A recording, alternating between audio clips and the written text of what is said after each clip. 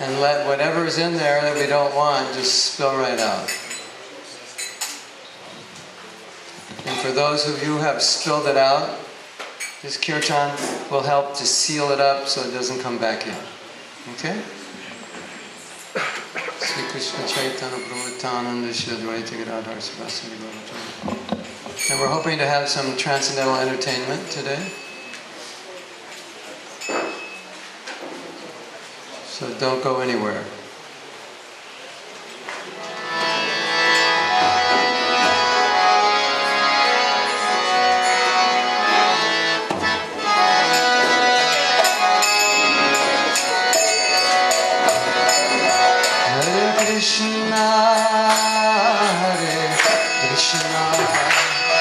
Krishna Krishna Hare Hare Hare Rama Hare Rama Rama Rama Hare Hare Hare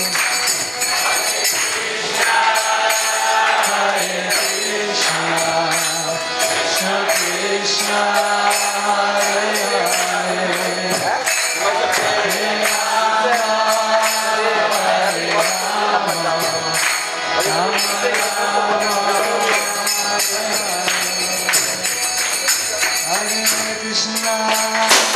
Hare Krishna, Krishna Krishna, Hare Hare,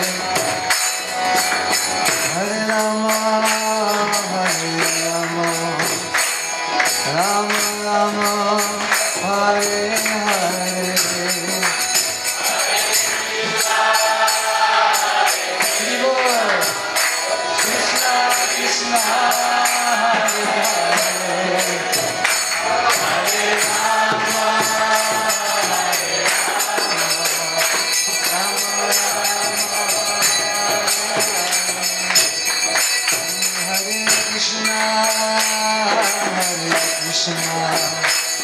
Krishna, Krishna, Hare Hare. Hare Rama, Hare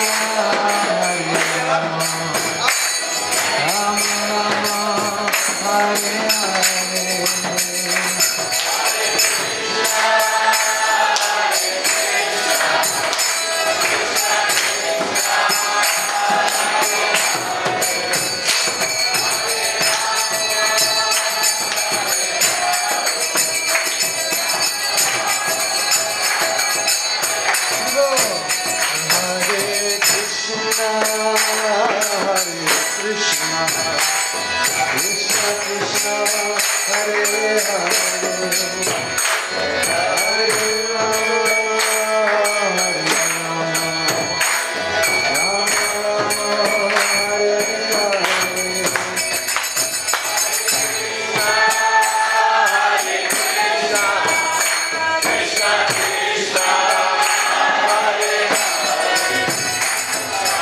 Rama,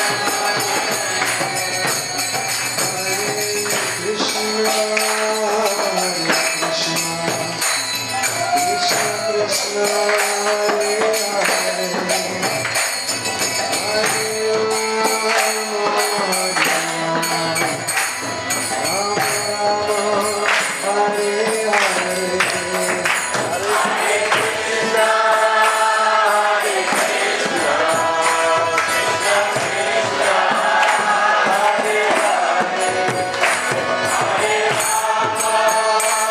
Rama, Hare Hare.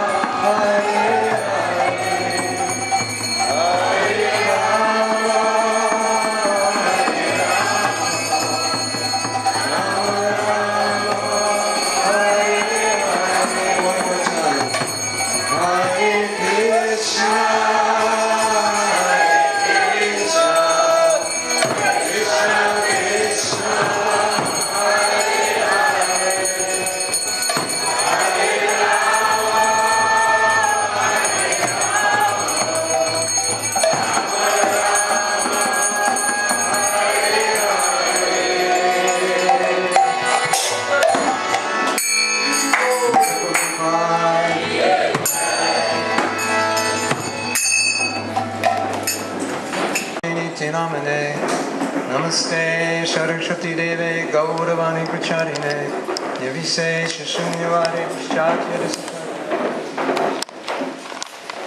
Vanchakapaturvishcha Kapa Sindhudevacha Tam Papadego Vaishnavebhyo Namo Namaha. So we're going to go very quickly today. We're going to do exercises. We'll talk less and exercise more. Are you ready? Are you ready? Are you ready? Okay, now you're ready. So, we have some papers to pass out. I need some volunteers. Give some to the women.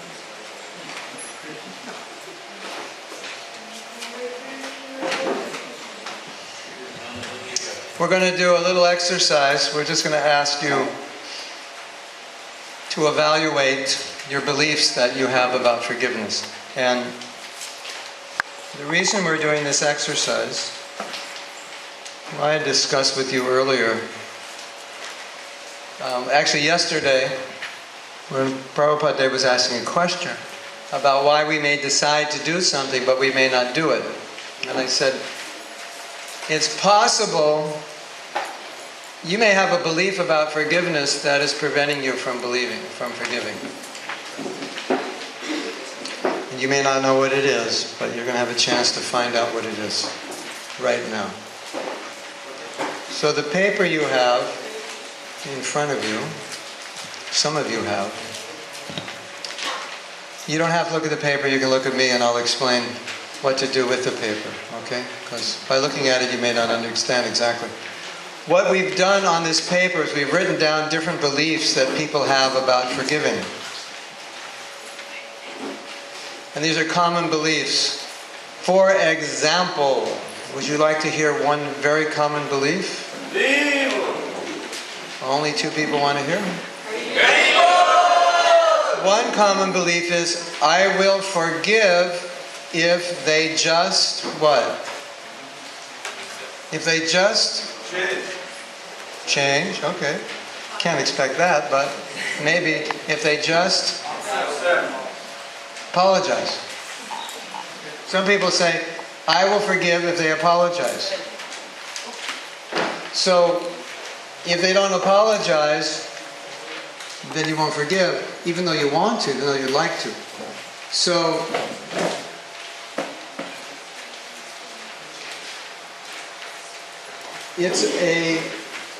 so you may have the belief that you can't or you should not forgive unless somebody apologizes. And once they apologize, it's okay.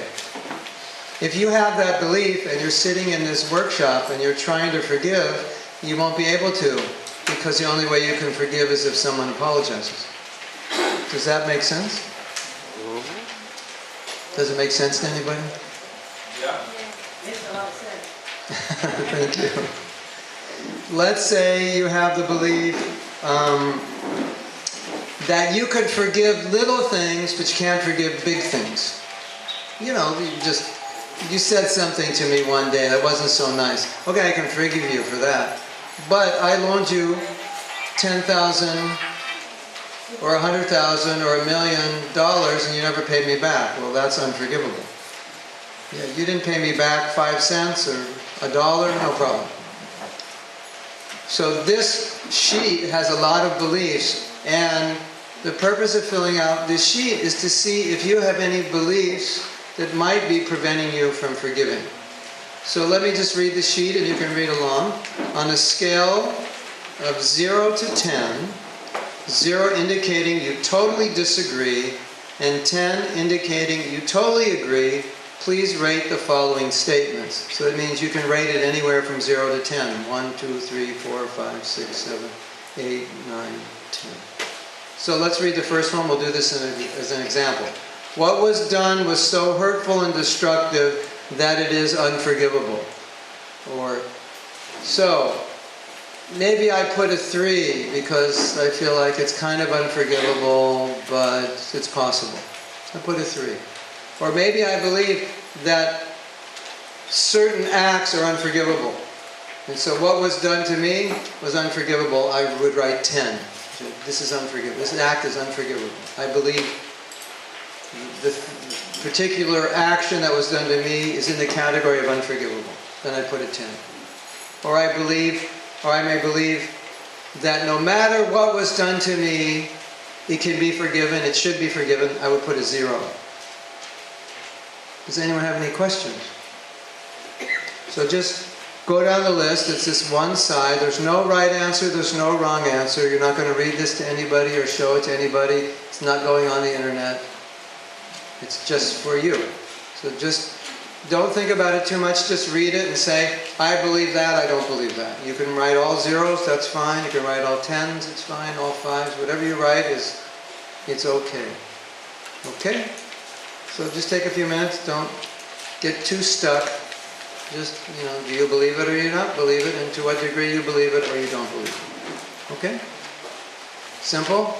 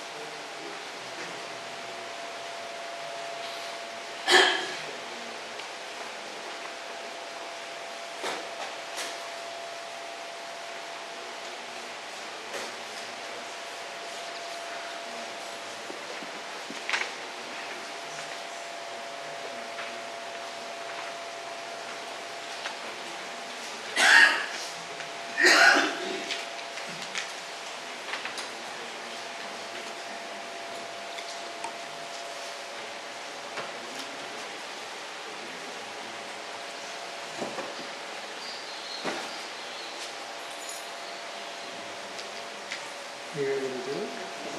For me also.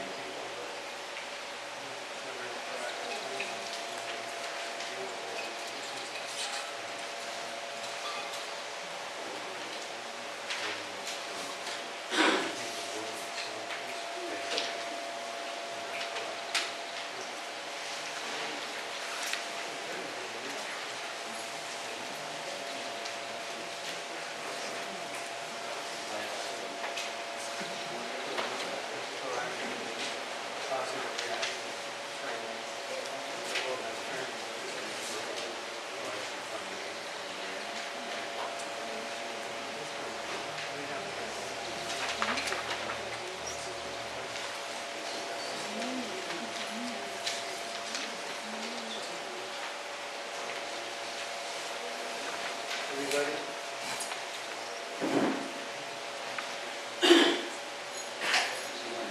Raise your hand if you need more time to finish. How much more time do we need? Don't spend more than 20 seconds on one. Just read it and write a number. His Holiness Guru Prasad Swami Maharaj ki. Yeah. Don't think, okay? Just whatever comes, whatever you feel, just write down.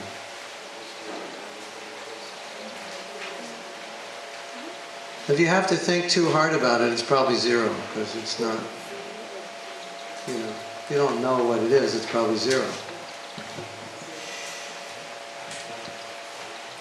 If you're stuck on one, just write zero. If it's not zero, you know it's not zero. Right? You should know. Your blood will start boiling when you read it.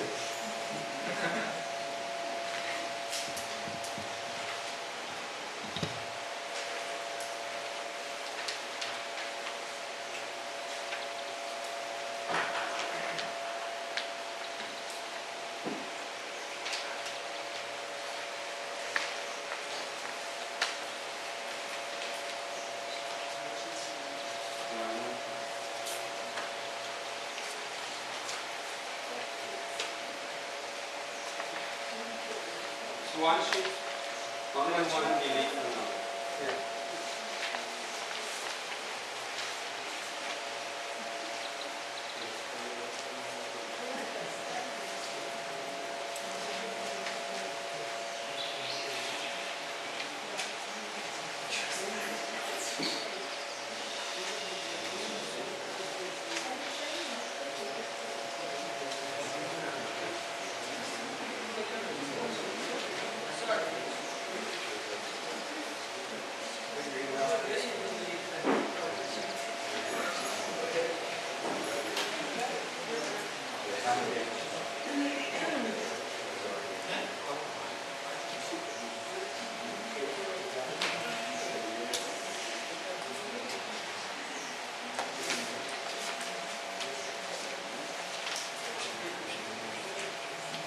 Okay. We've got to move on. Okay. Devotees, attention. So, there's a couple of things in here that I think are confusing and I want to go over. But the main purpose in doing this exercise was for you to realize anything that you wrote down over a 2 or a 3 could be an obstacle to forgiving. And some of them may not look like obstacles, so I have to explain them. And one of them that always needs explaining is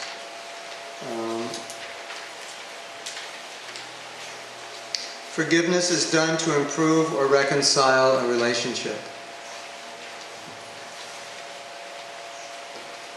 You remember I've said a couple times, if you go up to somebody and say, I forgive you, and they do not feel they've done anything for which they need to be forgiven, that's not going to help the relationship, is it? And actually it's going to make it hurt, probably make it worse, unless they know they've done something, unless they're conscious that what they've done is bad. You remember we also said, we gave the example that a woman is being physically abused by a husband. Every day he comes home and beats her up. So at a certain point, she realizes this has to stop. The only way it will stop is if the police come and drag him off, because he won't stop beating me up. And this is damaging me, it's damaging him, it's damaging the children. Everything is bad. So she certainly, at that point in her life, doesn't want to reconcile a relationship with a man who's dangerous. So she's not forgiving him to reconcile a relationship. Perhaps he's a drunkard, he's violent. She doesn't want a relationship with him at all. So we shouldn't ever have the fear and think, well, I don't want to forgive them because that means I'd have to have a relationship, close relationship with them. Doesn't mean that. You may choose not to, and that's okay. One devotee said to Prabhupada, he said, Prabhupada, I can't get along with anybody. And Prabhupada said, okay, I'll make you a GBC. And you can just tell everybody what to do. So sometimes we have to take those actions. So, do any of you have a question about any of these? See, ultimately, the right answer for every one of these is 0. That's the right answer. Because if it's not 0, it can be a problem for you, either now or in the future when you're trying to forgive, because you're going to say, I can't forgive because I'd like to, I want to, I know I should, I know it's the right thing, I know a devotee's supposed to, but I can't because, and one of the becauses is here, or it's another because. Yes? Go ahead, Prabhupada. Yeah, so I was thinking that you're saying that if we forgive, sometimes it can even harm the relationship more, which means what strategy do we develop? Because sometimes it is seen that it is more difficult to actually convince the person or for the person to accept that they have done something wrong. In the situation where the person doesn't realize they've done something wrong and you want to tell them you've forgiven, one possible way is just one possible way to let somebody know you've forgiven them who doesn't know they've done anything. You would have to very politely say, once upon a time you did something that hurt me, and I'm not saying you did anything wrong or it's your fault, it's just that I was hurt by it. And I just, I had bad feelings and I want to let you know that this has been hurting our relationship and I've let those feelings go. It was bad and I don't have any bad feelings. So that way they don't become defensive because you're taking the blame for it. If you don't say that, you could be setting yourself up for trouble.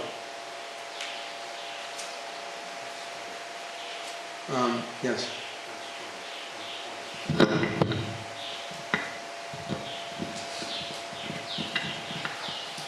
One point about forgiving and at the same time, not justifying or thinking that, you have to have a relationship, or sometimes great sages would curse people.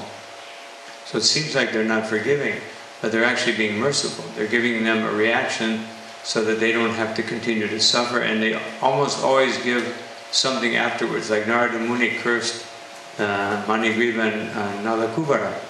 So it seems like he was being very, but he gave them the blessing of getting the association of Krishna. Gautama Muni cursed Indra, but then he gave him the blessing of meeting with Lord Ramachandra. So, it doesn't mean that they just forgot about it or that they can't understand how bad it was, but it means that it's the nature of a saintly person and a sane person to forgive.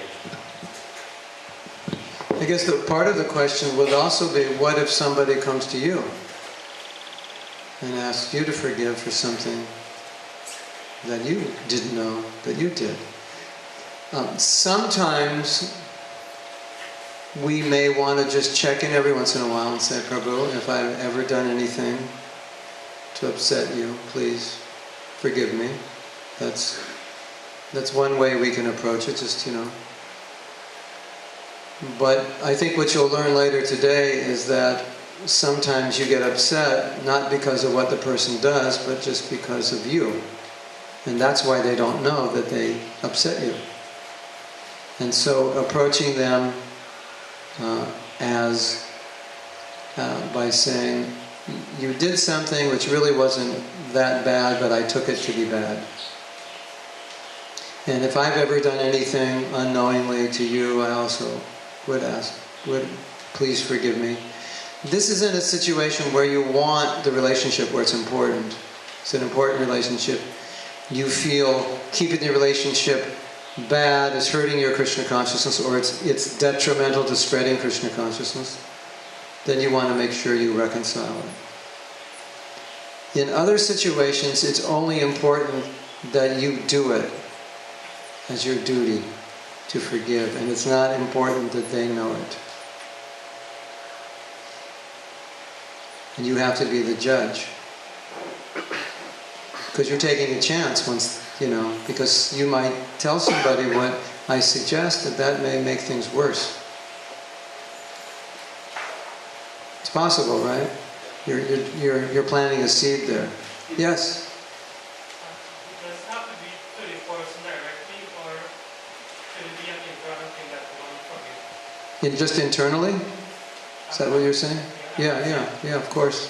Yeah, it doesn't. You're the judge of whether or not you think it's necessary to tell the person.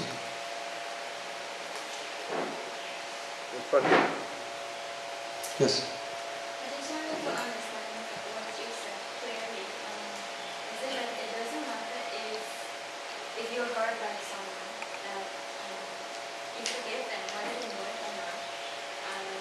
Does it mean that you don't have, if you chose not to have a relationship? Yeah, if you choose not to, the relationship, it's your choice whether or not you want the relationship. Just like we read these stories about kids who murdered their friends, and their parents chose to have a relationship with that person. And certainly if they didn't want a relationship, nobody would have thought that having a relationship would be of any value to them. So particularly in cases where the abuse is physically or emotionally harmful, it may be extremely difficult to have the relationship. Because sometimes you forgive, but you get too close to the person, it brings it up. So it may be healthier not to. Now you could say, in the highest sense, we should have good relations with all devotees, and we should be forgiving. Okay, that's the highest sense. But you have to be practical about what is favorable for you in the present condition. It still means when you forgive, you no longer have a bad relationship. You just basically don't have a relationship. It's not good, it's not bad, and that's how you feel it's the best. Now, if that person may come to you at a later date and say, I would like a relationship with you, then you could discuss it. Or you could say, I don't feel safe around you. Well, you don't say that in Guyana, we say that in America. Whatever we feel, we say it.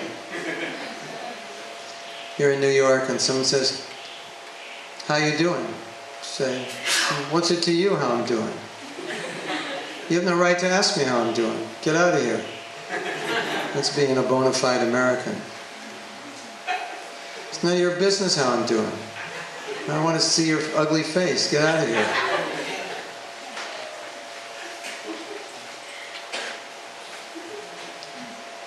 Yes? How often you might overheard a thief saying, I'm going to war? You ever heard a thief saying, I'm going to... war. According to his standards, he's working. Oh, I'm going to work. The same thing may happen to us individually. We justify our action by our own standard. Yeah, justify our action by our own standard, yeah. Self-delusion. I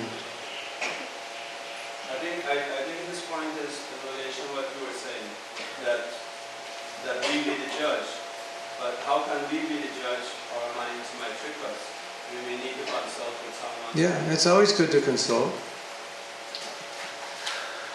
The thing is, our egos can get so big that we are afraid to just be honest enough to even see anything that's wrong with that statement. Like, for example, dishonest people will lie about their honesty.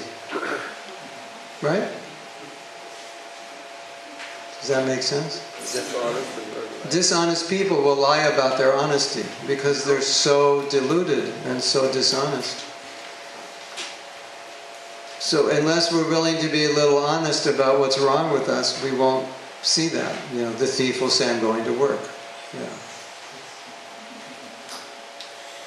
Yes, Rajesh. I'm trying to understand a few of this. Yeah, ask. Here that, for example, someone may be a child abuser, fine, parent may forgive the person. But what does it mean? That person forgives, but does that nullifies judgment or implementing something on the person? The same one goes for the murderer. Does it mean that if I forgive the murderer, that the judicial system nullifies, the punishment of the person? It's all right, I'll forgive. That's all right. That's for my benefit. But you forgive, and while you're forgiving, call the police to get that person arrested. okay, so it doesn't necessitate hurt No. or not No, treated or... no. No. Now, yeah, it nullifies your aggression towards the person, but it doesn't nullify your intelligence and how to deal with the person. Does that make sense? You still act intelligently to protect yourself and protect society from a dangerous person. But you, yourself, your life will go on without having that negative experience control your whole life. Because the problem is, if we don't forgive, then we'll continually carry around this intense anger and hate with us, and it's going to affect. Just like, let's say you don't forgive, right? Your child was abused and you can't forgive. And then you hear a rumor that so-and-so Prabhu, there's no evidence, so-and-so Prabhu molested a child. You'll go ballistic. You'll get that person arrested. Because you haven't forgiven the last person, it'll affect you now. And just the rumor could be enough to trigger you to take some drastic measure. Whereas if you actually forgive, even though the person who abused this child has been arrested and you made sure he was arrested, it's not going to affect you in the future, so you can be balanced and normal. Does that make sense? What do you want to do with the abuser? Well, for his benefit, whoever is responsible, judicial system, that's fine. their responsibility Perfect. to rectify Yeah. this. Yeah. And you move on with your life. Okay, the problem is, this is such a horrible thing that even in the prisons, when a child abuser is put in prison, the prisoners will beat him up. It's considered like lower than the lowest. That even the lowest scum of the earth in prison will beat up child abusers. So this is an extremely sensitive issue. It's easier if we discuss some other issue, like a thief. He stole from your house 3 times. And okay, I'm going to call the police now because I don't want anything more stolen. The first 3 I wrote them off as donations, but that's enough donations. I don't want to make any more donations, so I call the police. And I know he's a thief because he's poor, and he dropped out of school, and he's lazy, and he doesn't want to work. He's just and he didn't have a father. And so, okay, I can forgive him.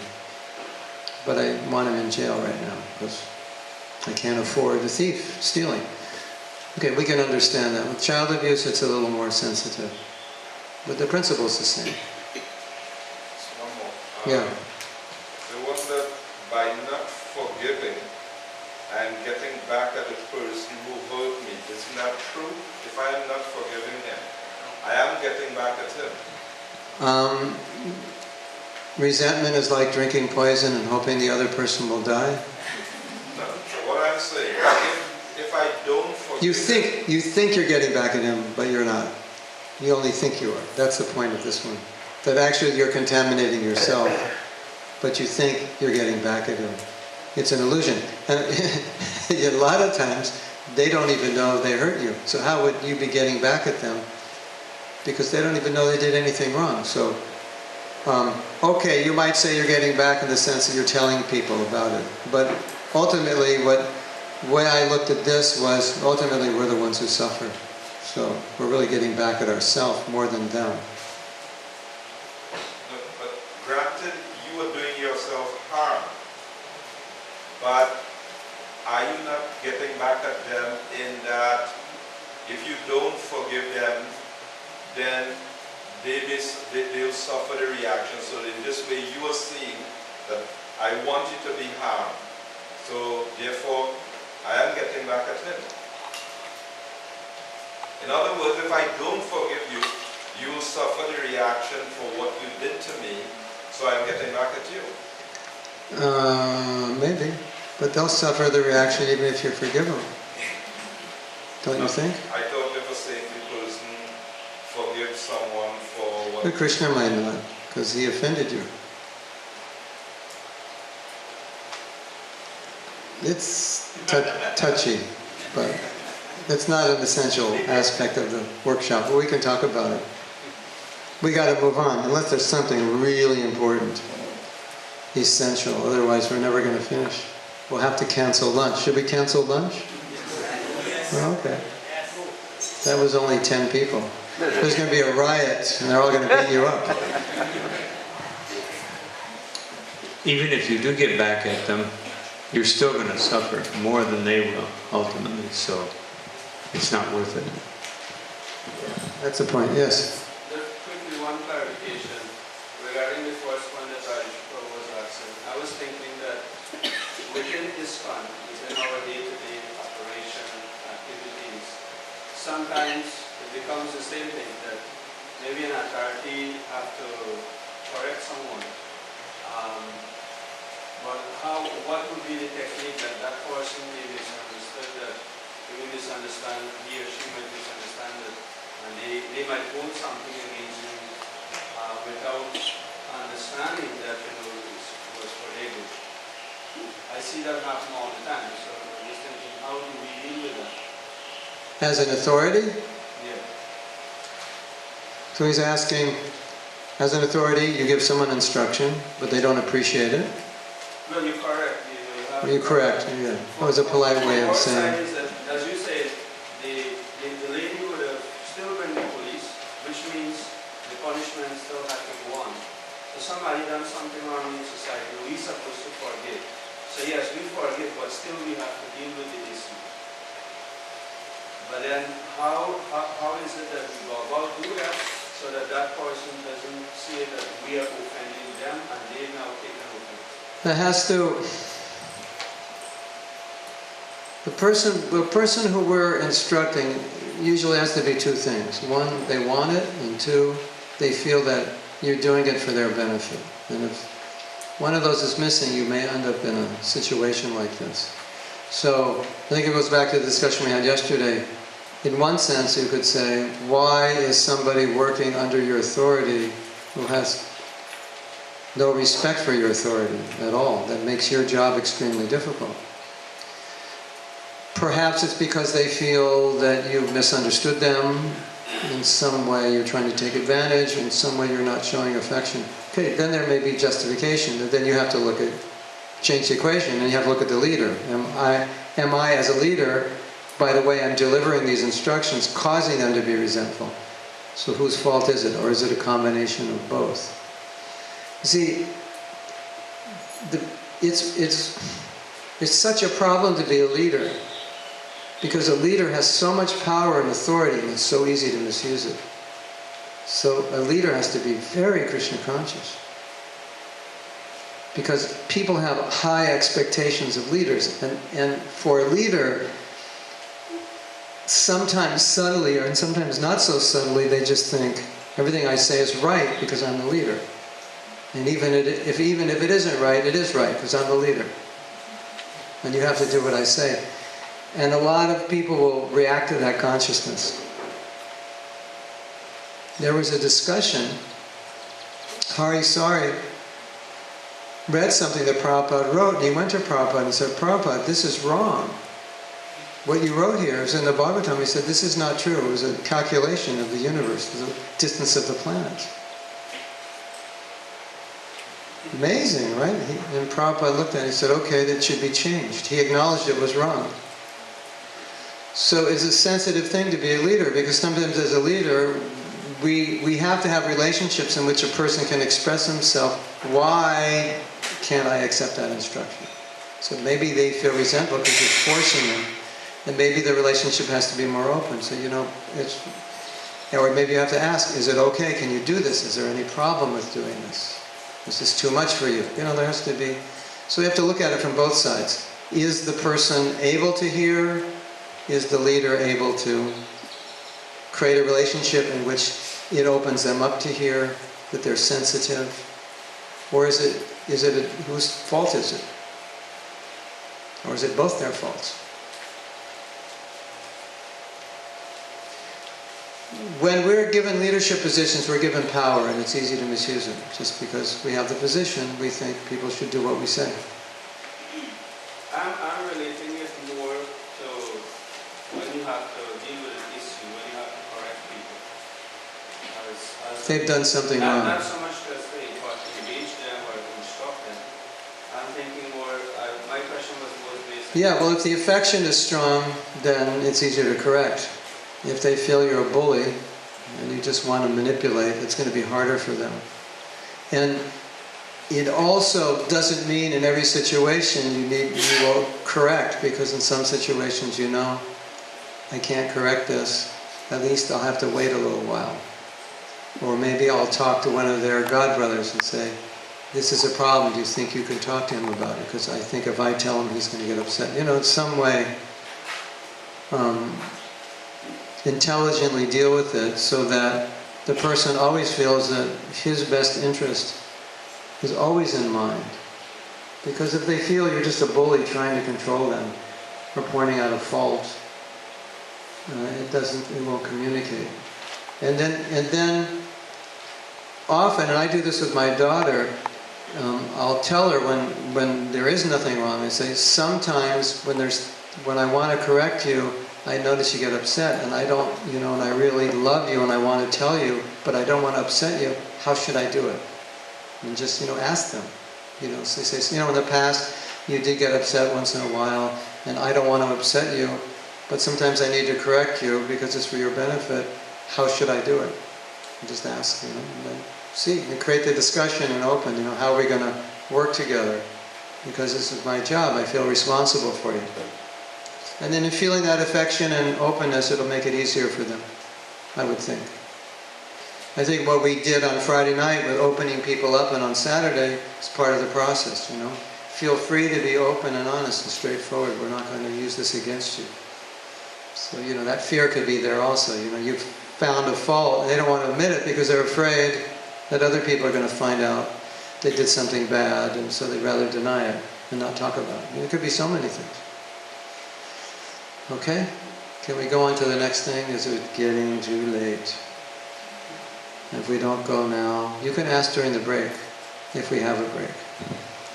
We may not have a break. Okay, so what's next on your paper? Is exercise, identify your core hurts? Is that next on your paper after beliefs? Or the next thing, is it core hurts and core needs? Is that the next thing after beliefs?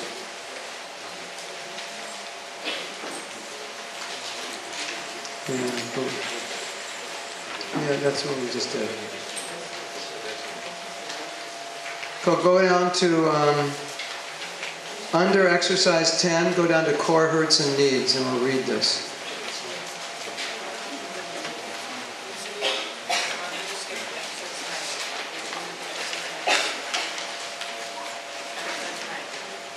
Yeah, we're doing it now. It's coming up. What one do we miss? What's it called? Beliefs about forgiveness? Yeah, we just did that. We just did uncovering your beliefs about forgiveness. Okay, just a reminder, if you had a number 3 or more, just be aware that that could be a block for you, and you need to understand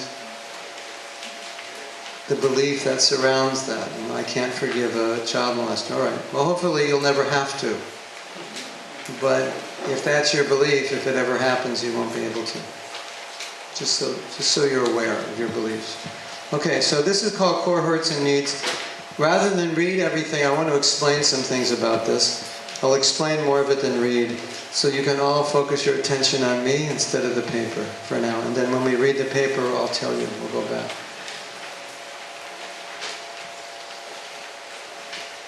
Some things bother me that don't bother you. Some things bother you that don't bother me.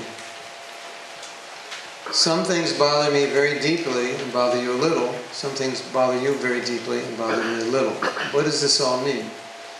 Sometimes you'll notice something happens to 3 people. One person's angry, one person doesn't care, and one person is ruined for the rest of their life and they can't forget it. And it's the same thing that happened to all 3 people. Why? One person, when it happens to him, he says, oh, so to the person, he says about the person who did it, oh, that's just the way he is, don't worry about it. He's absent-minded, or he just likes to yell, or he had his father, just that's how he treated him, so he treats everybody that way. And he just blows it off. Yeah, it's nothing, don't worry about it. Or sometimes when that happens, he just laughs at the person. He goes, he's such an idiot, look what he just did. And he just laughs. The next person, angry. How could he do that? That's so bad. He's angry and he's screaming and yelling at him, telling everybody how bad it is. And the next day he's fine, no problem. It's just like nothing happened, right? Like kids get in a fight and an hour later, it's like nothing happened. Sometimes it's 10 minutes later, like nothing happened, right? But sometimes when it happens, it's a big thing. And the next day, and the next week, and the next month, and the next year. You can't shake it, you can't forgive it. How could that person have done that? That's horrible. Right? Why? One person blows it off, one person gets angry for an hour or a day and forgets about it the rest of his life, and another person... That's the difference between being angry and being resentful. Anger is temporary. Resentment is permanent. Beyond the anger, there's something. How could he do that? How could he leave this temple without telling us? Everything fell apart. He betrayed us. How could he do that? Someone else, I knew he was on his way out. I'm glad he left. He was like ruining everything. Doesn't bother him. I'm sure some people said that. I'm sure, some big leaders in ISKCON, some people didn't like when they left, and then they had a big festival. Hallelujah festival. And finally he's gone.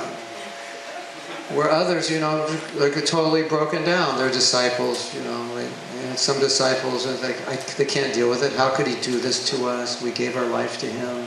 And those disciples leave ISKCON. That's it. I can't do this. I can't give myself to anybody again. They're so hurt. And then other disciples are, no, I'll find another guru, or I'll take shelter of someone else. Let's go on. It's Prabhupada's movement. We have to, he tried. What could he do? Feel sorry for him, Right? We see this. It's practical, isn't it? In our movement. Different people have different reactions to something that a leader does. So there's something which is known as a core hurt. If you ever had any issue of resentment in your life, it's because there was a core need that you had, a core sensitivity, or like we say normally, Prabhu, don't take it personally. You're too sensitive. He's not that bad. He's not a demon or a monster. No, you don't know what he did, how could he do that? You can't allow people like that to do. You were hurt because you had such a sensitivity for what?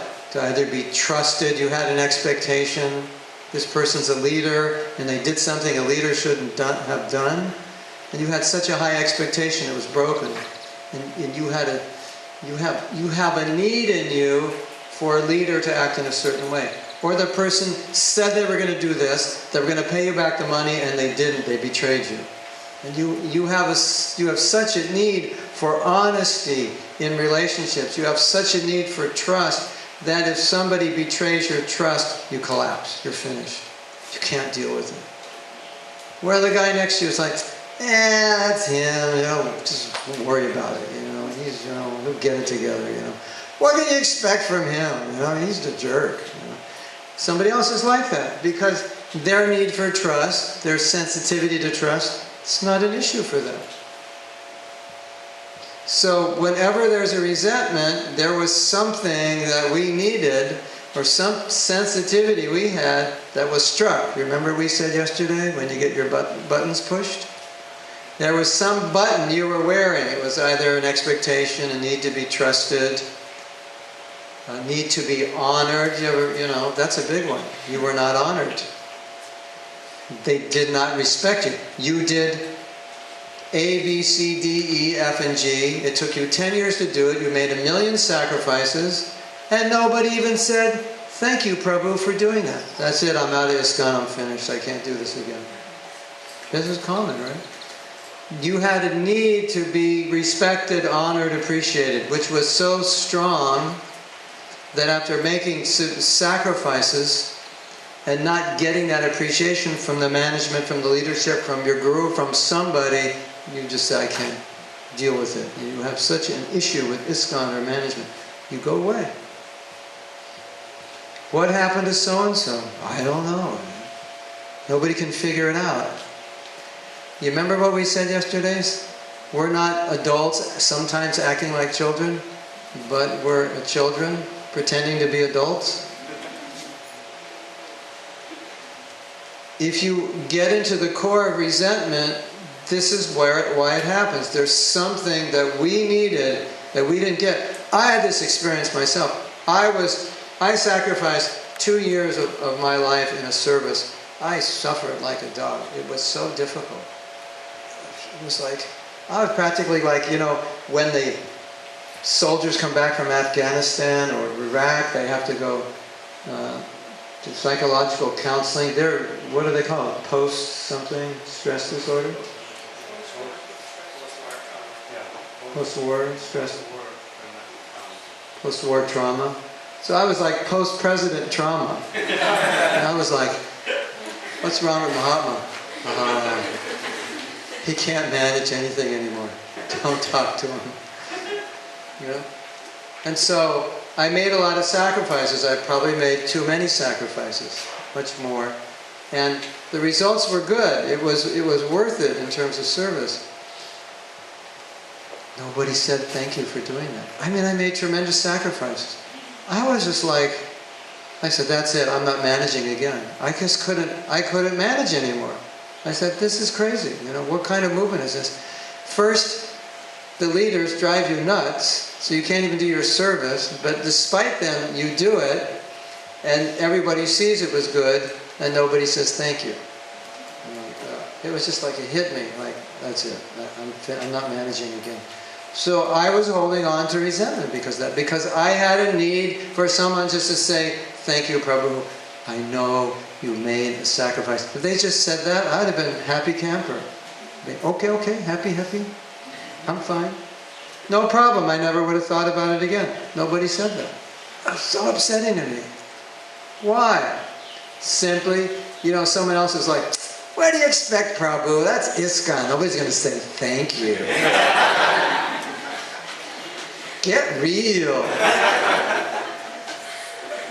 Right? Isn't it true? Some devotee, you know, I just do service. I don't care. They say thank you or not. You know, I don't expect that. It's not a big thing, right? But for me, it was a big thing.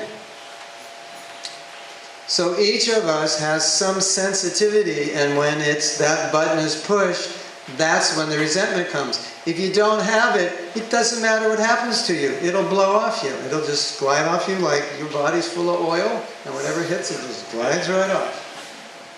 Isn't it? Because we all have the experience. We get a lot of things. They glide right off. They don't bother us. Isn't it? I had this funny experience.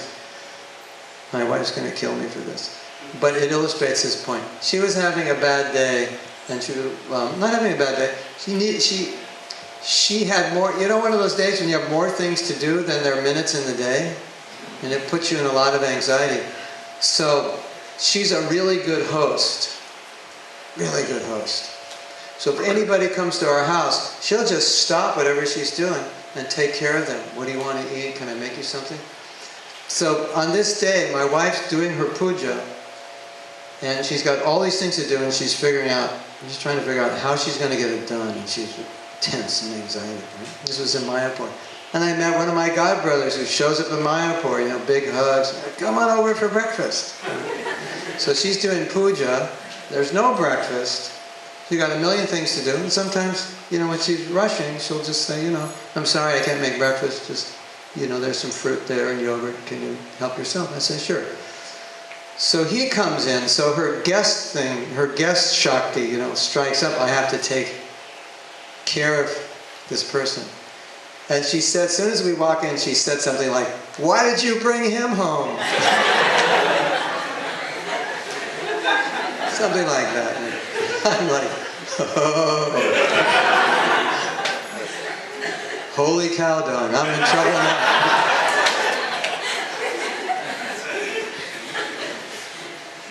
And he was laughing. I apologized to him. And he was laughing. He was laughing. He said, no problem, Prabhu. I've got 5 sisters. I've been treated like this all my life. And he was just laughing.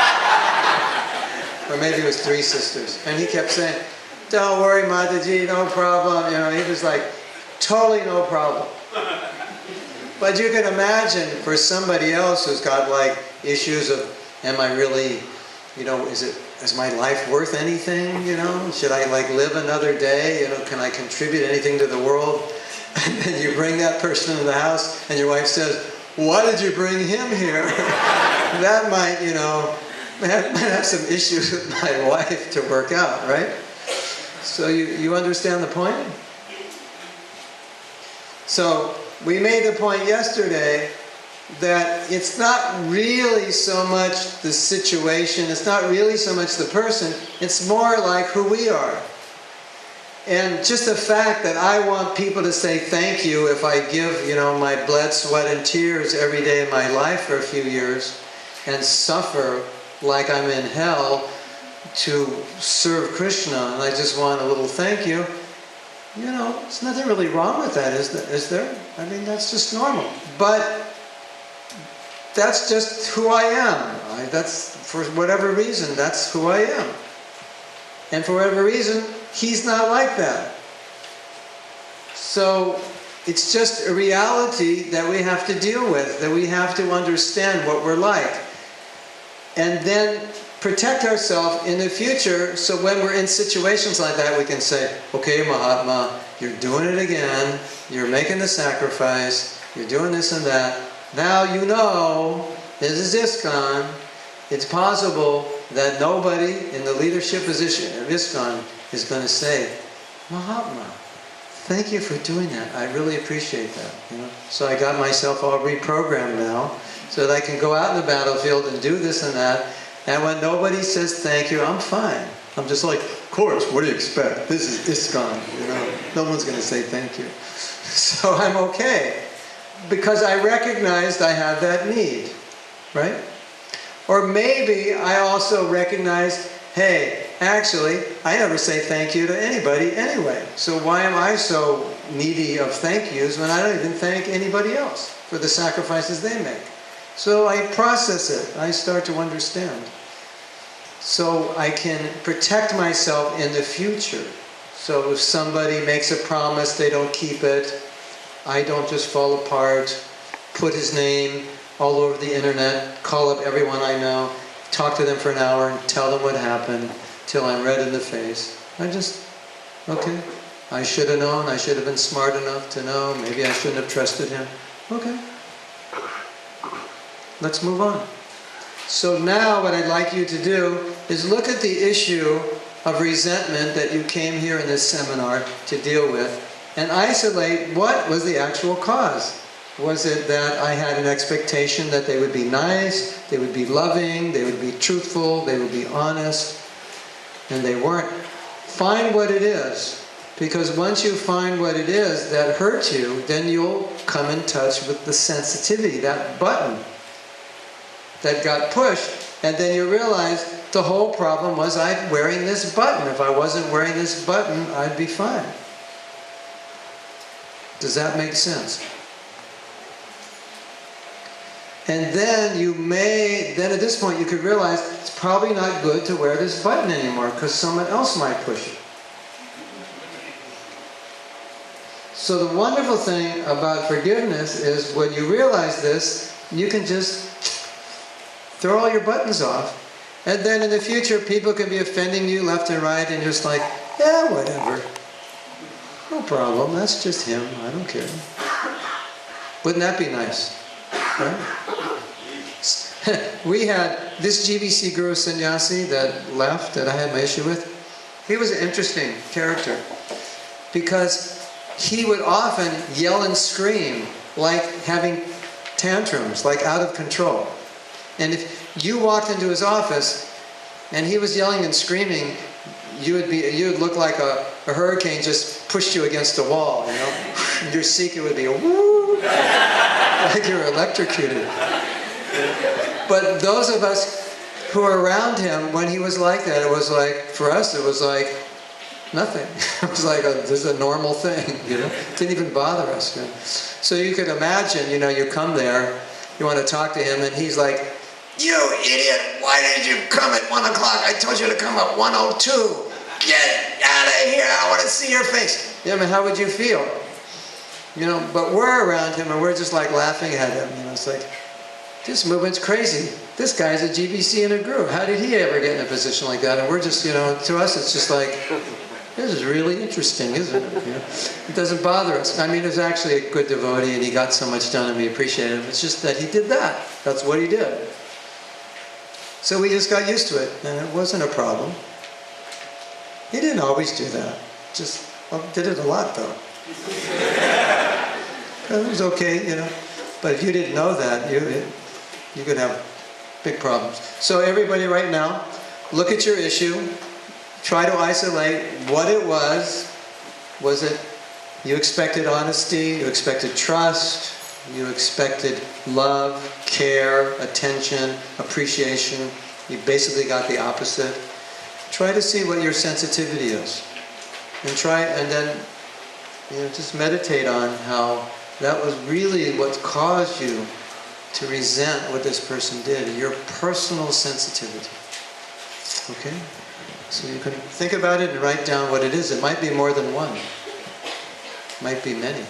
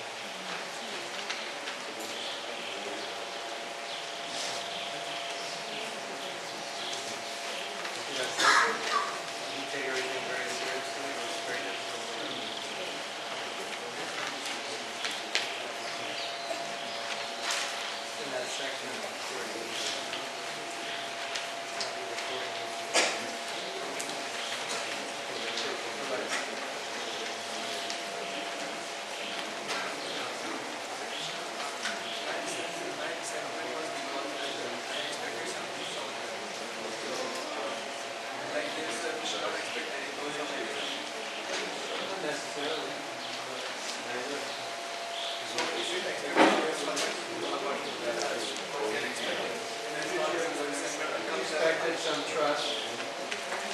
It's a trust issue. Was it trust?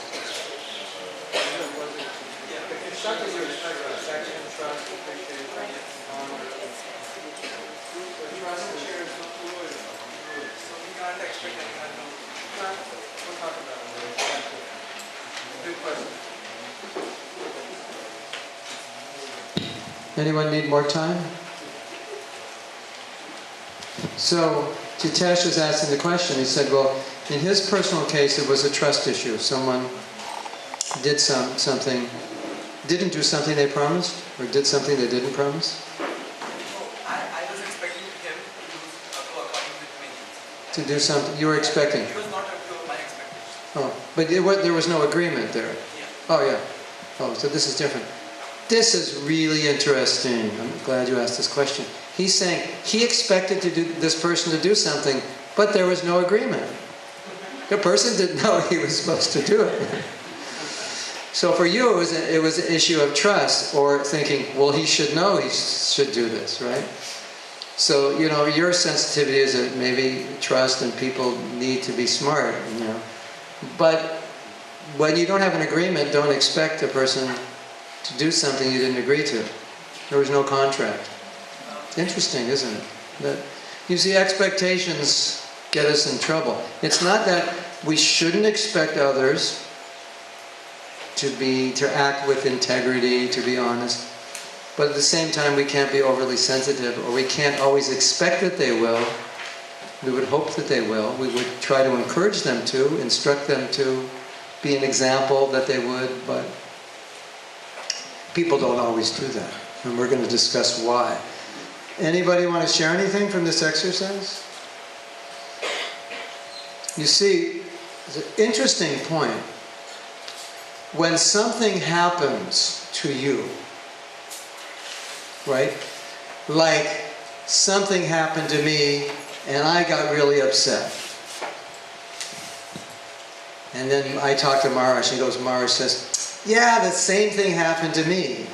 And he's laughing about it. I mean, why are you laughing about it? He goes, I never expected anybody to thank me. That was, usually I get darts thrown at me. If I just don't get darts thrown at me one day, I'm pretty happy. Well, to speak of thank yous, it's like Mahatma. This is, when you're a leader, you get darts thrown at you. You don't get thank yous. You don't get love bombs with flowers on the end thrown at you. So, the same exact thing happened to both of us, but we had two different ways of looking at it, right? And the way I looked at it caused me to be upset. The way he looked at it, it was like, for him, it's no problem.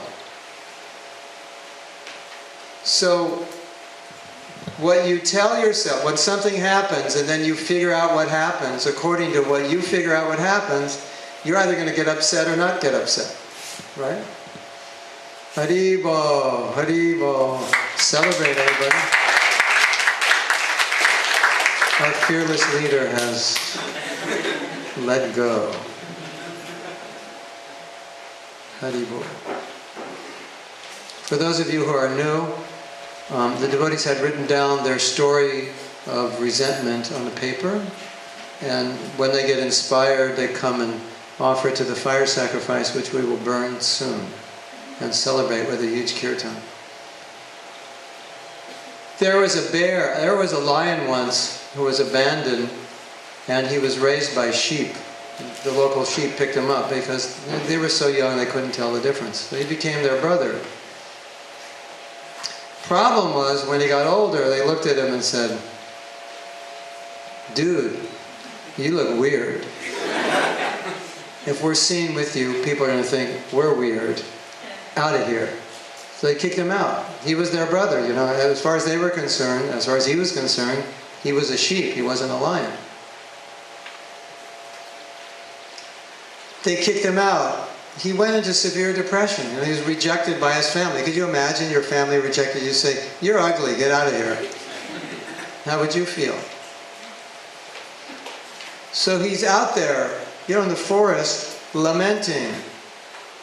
I'm an ugly sheep, oh my God, my life is ruined, I'm sorry, nobody likes me, even my own family kicked me out, completely depressed. So there was a Sankirtan devotee distributing books in the forest, and he went up to the lion, and he saw this lion, he said, this lion, something's wrong with this lion. And since the devotee is compassionate to all living entities, he thought, well, maybe he would be a good candidate to take a book, because he looks like he really needs it. Sri Sri Nitai Chaitanya Chandra ki jai, Sri Sri Jagannath Baladev Subhadra ji ki jai. So he said, excuse me, sir, where are you coming in from? You live in the forest out here, or you live in Georgetown?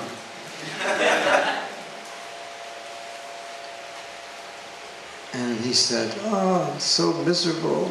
It's just like I'm an ugly sheep, and I can't deal with it. My family rejected me.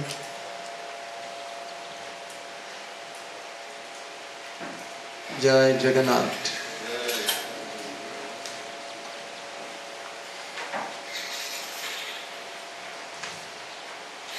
So the devotee is talking to the lion who thinks he's a sheep, who was rejected by his family. And the lion's explaining this whole story, He was raised over here just down with all the sheep, and then one day they said He said, look at me, you know, I'm like some like retarded sheep, you know, handicapped and ugly, you know, it's like, got a different face, my body's bigger, you know, it's like, I'm like a major mutation, you know, in the evolutionary process. He was like, what he said, you're not a sheep, what are you talking about, you're a lion. He said, no, I was raised by the sheep, and this, he keeps saying, you're not a sheep, you're a lion. Finally, this lion says, what are you talking about? I'm not a sheep. Say, look at you. You're not a sheep, you're a lion. And then this lion says, are you serious? Do you mean I'm a lion? Do you mean I'm the king of the jungle? You mean I'm the man? So he's getting all puffed up and excited. And he completely overcomes his depression because he realized his depression was caused by thinking, by telling himself he had the story, I'm a sheep. But as soon as he got a new story, which was a lot better and more true, that I'm a lion, he was fine. Right? So the moral of the story is, we don't get upset because of what happens, we get upset because what we tell ourselves happened. This is what happened. I gave my life, I sacrificed everything, you know, gave my blood, sweat, and tears to this movement and this and that. And all I got was a kick in the rear end and nobody liked me and, you know, that's it, I'm finished. Here's my bead. I'm sending my bead bag back to the temple president. It's your fault. Here, I'm never chanting Hare Krishna again. So if you tell yourself that story, that's what you'll do. You could tell yourself another story. It's a new movement. We can't expect these things to happen. We're learning. I'm going to try to help devotees understand. It's important to appreciate. I want to contribute. So if I tell myself that story, then I'm fine, right? But the same thing happened. You understand? It's the exact same event, but what I tell myself will determine my response. Isn't that interesting? What the lion tells himself, either I'm a sheep or a lion, will determine his response to the exact same thing of who he is. Isn't that interesting? Somebody does something. Now, what do you tell yourself that he did? An example, very good example. The GBC sannyasi guru who left. Okay. What did I tell myself? I told myself, he betrayed us. He betrayed his spiritual master. He destroyed the temple. Because when he left, the temple started to fall apart. That was my story. That's what I told myself. He ruined my life because so many devotees left and the temple fell in my hands and a few God brothers, and we had to manage it. He ruined my life. That's my story. So obviously I was upset with him. 18 years I carried it until somebody said, why don't you just let it go? I carried it for 18 years. I just couldn't accept that anybody could just leave their disciples and walk out on Prabhupada like that and just leave all the temples he's managing in the hands of the devotees who were working with him without even giving him a warning. At least give us 2 months warning, we'll make some adjustment. Nothing. I couldn't deal with it. That was the story. When you tell that story, you get upset, right? I could have told myself another story. Would you like to hear another story I could have told? Turn to the devotee next to you and say, Prabhu, I'd like to hear the story he could have told. Okay. This Prabhu, who became a sannyasi at the ripe age of 25, after he'd been a devotee for 5-6 years, at the age of 20. How many of you have been devotees 6 years or more? Raise your hand. Ready for sannyas? GBC next year after that, Guru. Are you ready? Sign on the dotted line. Well, 25 sannyas, 26 GBC, age of 27, Guru. Been a devotee 7 years. Could I have told myself the story? This is extremely difficult for a young devotee. Could I have told myself that story? Yes. Could I told myself the story, I should have known that and I should have helped him before he fell. I should have understood this is going to be difficult. We should have formed a group of us to help him. How are you going to deal with this? This is hard. How can we help you? I could have said, it was my fault. I didn't do that. I should have helped him. I should have known. I should have seen the writing on the wall that this is going to be difficult. I should have told myself, my God, he did this from 1977 to 1986.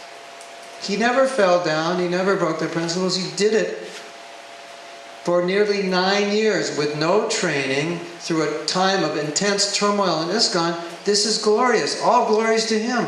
What wonderful service. How much I appreciate that.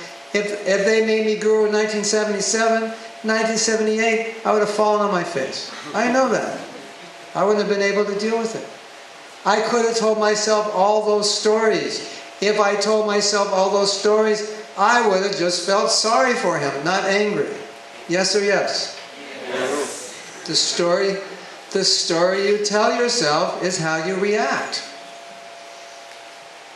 Does that make sense? So we often tell ourselves stories of anger, anger, anger. Look what he did, this idiot, this jerk. How could he do that? He's not even worth, looking at anymore. Or we could say, he must be going through something difficult. The story, the law of the garbage dump. You remember the law of the garbage dump? Everyone's dumping garbage on you. Don't hold on to it, right? Okay, now we're going to do another exercise which is really good. But first we need to talk about compassion to lead up to this exercise. And we're not going to take a break because we'll take a break at 12:30 for lunch, and I want to keep moving because we're getting right to the core. You're starting to realize it's not the person, what they did, but it's how you're reacting to what they did. Is that making sense to you? When you squeeze an orange, what do you get out? Chocolate milk? No. When you're squeezed, what comes out of you is exactly what's inside of you. You can't say, I'm angry because it's his fault. Well, Prabhu, where did the anger come from? If it wasn't in you, how did it come outside of you? Hello? We say in America, duh. Don't pretend, it came from him. All right, maybe he's a stimulus, but he had to stimulate something inside of you, right? And he could have stimulated a lot of higher qualities, like kindness and affection and understanding, right? If they're there, if you manifest them, then even your enemy can stimulate you to be more compassionate. So, we're going to talk about compassion now. If you go just to the next section, it says compassion is the heart of a Vaishnava. And we'll begin reading some quotes, and then Maharaj will also speak. Can you find that? What page is that on? 13. How do you say 13 in Guyana? 13. That right? 13. Correct? So I got it. Let's hear it again. 13. Well, it depends what part of the island you live on, right? 13. And Dattavara. I got it again. Dattavara. Is that right? Dattavara.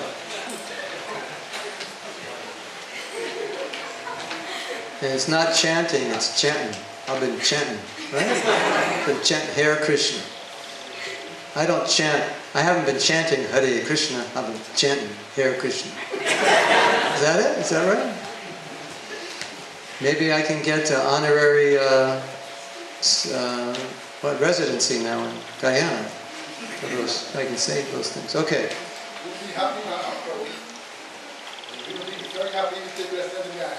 All right. You can talk to the president and say he can say Dattavara. And you can let him in anytime he wants. So, okay. Compassion is the heart of a Vaishnava. Prabhupada's servant said, sometimes I feel bad for others. Prabhupada replied, only sometimes? Please turn off your phone. We had a very interesting greeting of the deities this morning. That we greeted the deities and there was no Govinda tape, and right when the curtains opened, someone's phone went off. No, it was just pip, pip, pip, pip, pip, pip. That was the, there was no Govinda, it was just turn your phones off, please. Showing compassion to others is the heart of Krishna consciousness. If we avoid developing compassion, we avoid the essence of what it means to be a Vaishnava. Isn't that the essence? This is the heart. This is the heart. If we avoid developing compassion, we avoid the essence of what it means to be a Vaishnava. This is from Mahabharata. This is the sum of duty. Do not do unto others what would cause pain if done to you. We read that yesterday. Chinese proverb, deal with the faults of others as gentle as with your own. We read that yesterday. If you cannot mold yourself entirely as you would wish, how can you expect other people to be entirely to your liking? You understand? We want other people to be a certain way, don't we? Why does so-and-so always have to do that? Why can't he just do this? Well, what about you? We're in the molding business. We mold other people. Okay, I'd like you to be this. Okay, just line up here and I'll tell you all how you should be. Okay? You should be like this, you should be like this. Well, what about me? I know how hard it is to change. You know how hard it is to change, right? You ever try to change a habit? Is it difficult? Very good. True or true? It's difficult to change a habit, right? Now you see somebody else. Why do they have to always do that? Why can't they just change? And you're all upset. So let's read his... That's the emblem of America. Raising everybody like us. Yeah, the emblem of America. So let's read that again. If you cannot mold yourself entirely as you would wish, how can you expect other people to be entirely to your liking? You can't even change yourself half the time. Okay. When Lord Jesus Christ was being crucified, this is Prabhupada speaking, he said, "My God, forgive them. They know not what they do." This is the proper attitude of an advanced devotee. He understands that the conditioned souls cannot be hated because they have become mad due to their materialistic way of thinking. In this Krishna consciousness movement, there is no question of hating anyone. Everyone is welcome to come and chant Hare Krishna. Take Krishna Prasad, listen to the philosophy of Bhagavad Gita, and try to rectify material conditioned life. This is the essential program of Krishna consciousness. So, what Prabhupada is saying, in quoting Jesus, we know the saying, hate the sin, not the sinner. He's saying people are conditioned and they do things a certain way. Like, Maharaj and I are Americans, and just by being with us, you notice that we do things differently than you do, right? Because we were raised in a different culture. Not entirely differently, because we don't live you don't live so far from America, and American culture has some influence, but you have your own culture. So we're a little different. The most noticeable thing is we don't have the same accent as you do, right? And if we were born in Guyana, and you were born in America, we'd be speaking like you and you'd be speaking like us, correct? Mm-hmm. Yeah, man. Huh? If you're born in India, you speak like this, isn't it? And you do like this? Yes, yes, okay, no problem. Why you worry? No problem. Prabhuji, no, I take care. Only 10,000 rupee, no problem. I take care of everything. You know what? So if you're raised in India, you do that. If you're raised in England, you're very polite and kind, aren't you? Sorry, Pippi, I didn't mean that to hurt you. If I did anything wrong, please forgive me, will you? I don't ever mean harm to anyone. And if you're from New York, we already demonstrated, And so a devotee understands that often people do things because of their culture. Right? It's just, that's how you do it in that culture. And the devotee thinks, if I was raised like this person, I would probably do what that person does. Yes or yes? Yes. So sometimes you see people and the way they do things, you just think, I don't understand why they do that. Well, you just ask yourself, who's his mother, who's his father, who's his brother, who was his school teacher, where did he live, where did he grow up? And then you understand why he does things that way, because that's the way he was taught. Right? Some cultures,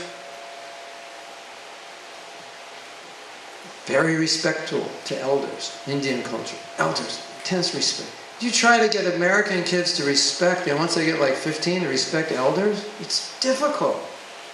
It's a different culture. Everybody's poking at the president, right? Bad decisions, you're ruining the country. The Queen and King of England, they're respected figures, that's their culture. So when we see the behavior of this person who hurt us, at least we want to think, were they actually trying to hurt us? Was that their intention, or were they just acting the way they act because that's who they are?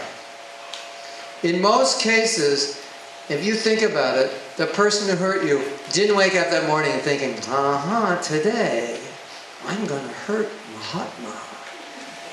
It's number one on my to-do list. I'm going to do something to hurt him. If I don't get that done, I'm not going to do anything else. We don't think that way. You think that sannyasi, guru, GBC was trying to hurt me? He was just trying to save himself, right? He didn't know what to do because he couldn't do that service. He was only trying to save himself. But I was hurt because I didn't understand. He wasn't trying to hurt me. He was just trying to do what he could do. That's all. That's all he was trying to do, was figure out what is the best thing. I can't make it as a guru. What's the best thing? If I try to and I continue, maybe I'll fall down.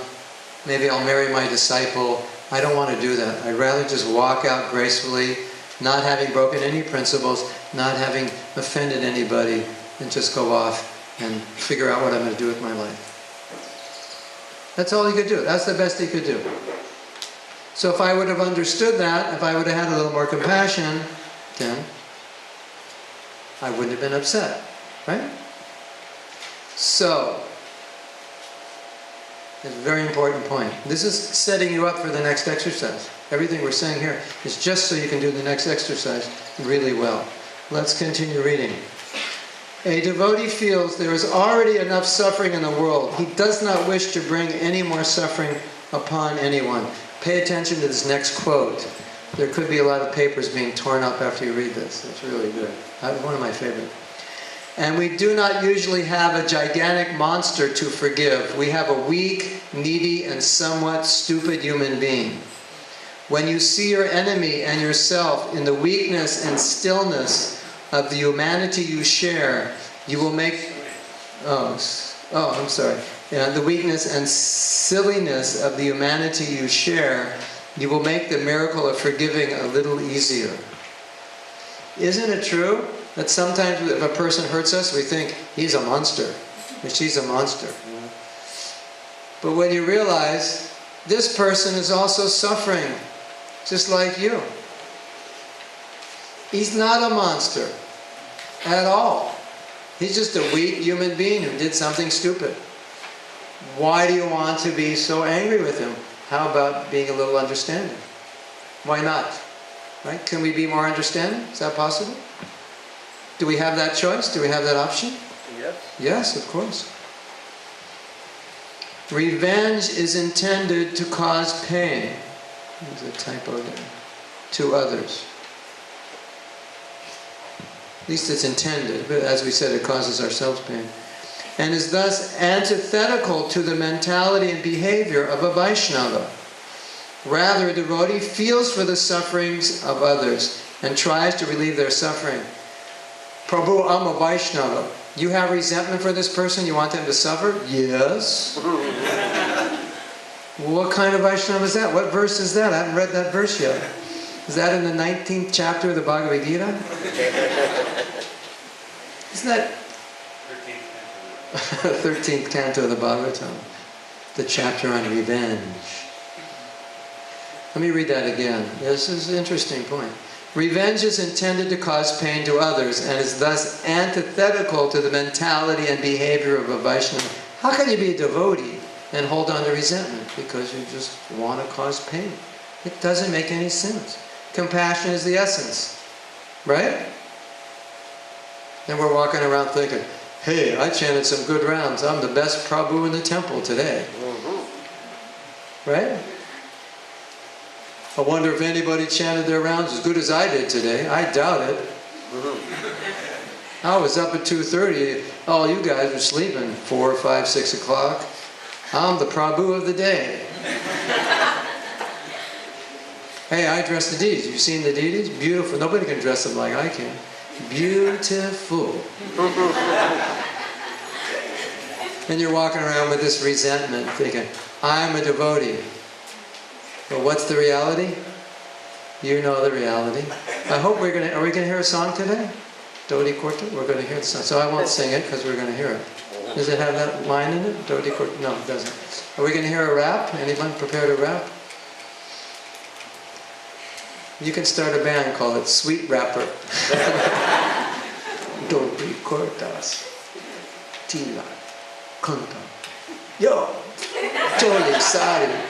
I'm the man, I chant good rounds, yeah. Nobody knows. So, it's the irony, We do something well in devotional service and we become proud of it and we walk around thinking, I am such a good devotee, I chanted such good rounds. Which obviously means, if you think that way, you're like on the bottom of the pile of devotees because you think you're better than everybody. Maya's so subtle, isn't she? Walking around, carrying revenge in my heart, thinking, I'm a good devotee. Amazing, isn't it? Turn to your partner and say, Prabhu, that's amazing.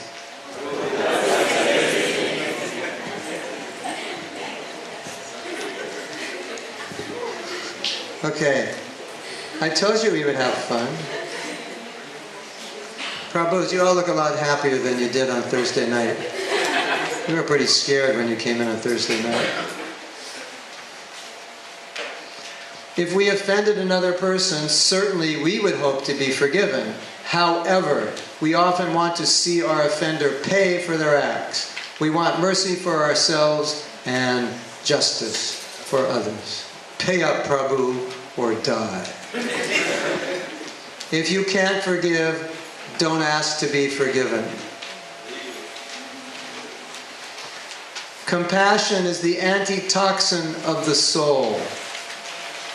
Where there is compassion, even the most poisonous impulses remain relatively harmless.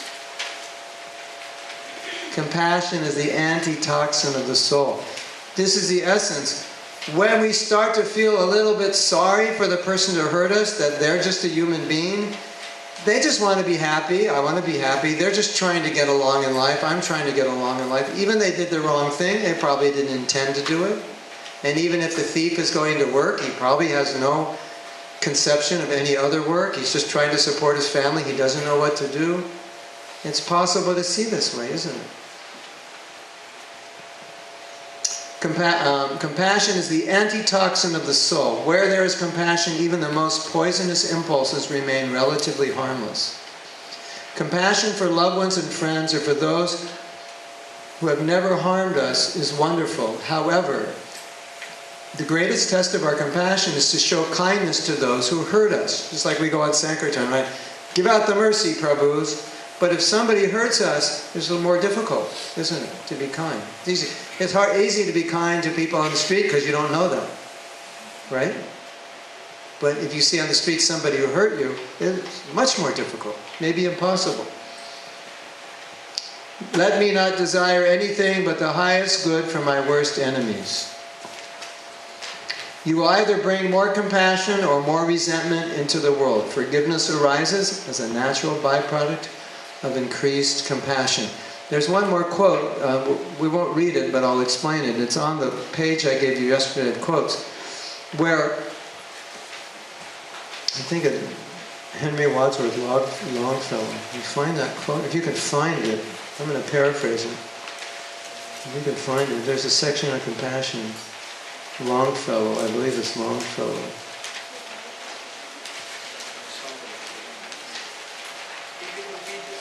Yeah. Where is it? Page 3. If we could read the secret. Where is it? Top, middle, bottom, under compassion. This is such a nice quote. Yeah, I want to read this. It's on page 3 of your pages of quotes. And it begins, if we could read. Pay attention to this. This will help you a lot. If we could read the secret history of our enemies, we would find in each person's life sorrow and suffering enough to disarm all hostility. It's there in there. Oh, I had it in there. I didn't realize it. Oh, it's in the next section. Okay. Let's go to section 12. Let's not even go to section 12. I'm going to read it to you. So, I want you to close your eyes and think of the person that you're trying to forgive, or think of the person you've already forgiven. And this will help you forgive them even more. And I'm going to ask you to fill in the blank. So it's going to go like this. Just like me, blank, and you say his name to yourself. And as I read, pretend you're saying this, okay? Just like me, blank, is seeking some happiness for his or her life. Just like me, blank, is trying to avoid suffering in his or her life. Just like me, blank, has known sadness, loneliness, and despair. Just like me, blank, is seeking to fulfill his or her needs. And just like me, blank, is learning about life. Okay. You can, anytime someone hurts you, you can just meditate. They, like I, are just trying to be happy. They're learning, they make mistakes. They also suffer. We bring out more compassion. This is the real test of compassion. Not just to be compassionate to those you don't know, but to be compassionate to those who've hurt you. It's a real test. Okay, we're not going to do the Cinderella story. Well, that's not in your book. It's a cool story, but we don't have time. We're going to do the next exercise now. So please find your partner, whoever your partner is, or if you need a new partner. Haribo, Haribo. Yay! Come on, you guys. I mean, you don't know. This poor Prabhu could have been carrying this in his heart since he was 1 year old. He could have been carrying it from another lifetime, and he finally tears up his paper and is like, Haribo. We need to celebrate. This is a momentous occasion. Right? Okay, find a partner, move around the room, whatever you have to do, find your partner, and face your, when you find them, then face them. And cherish your partner, and I will tell you what you're going to do.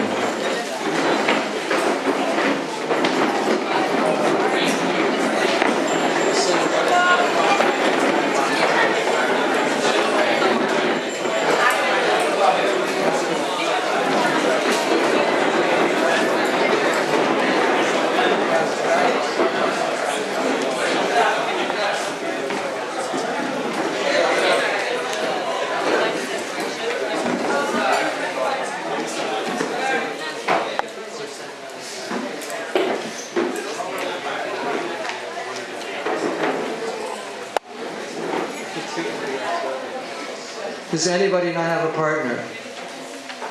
Raise your hand if you don't have a partner, and look around, and you'll find a partner.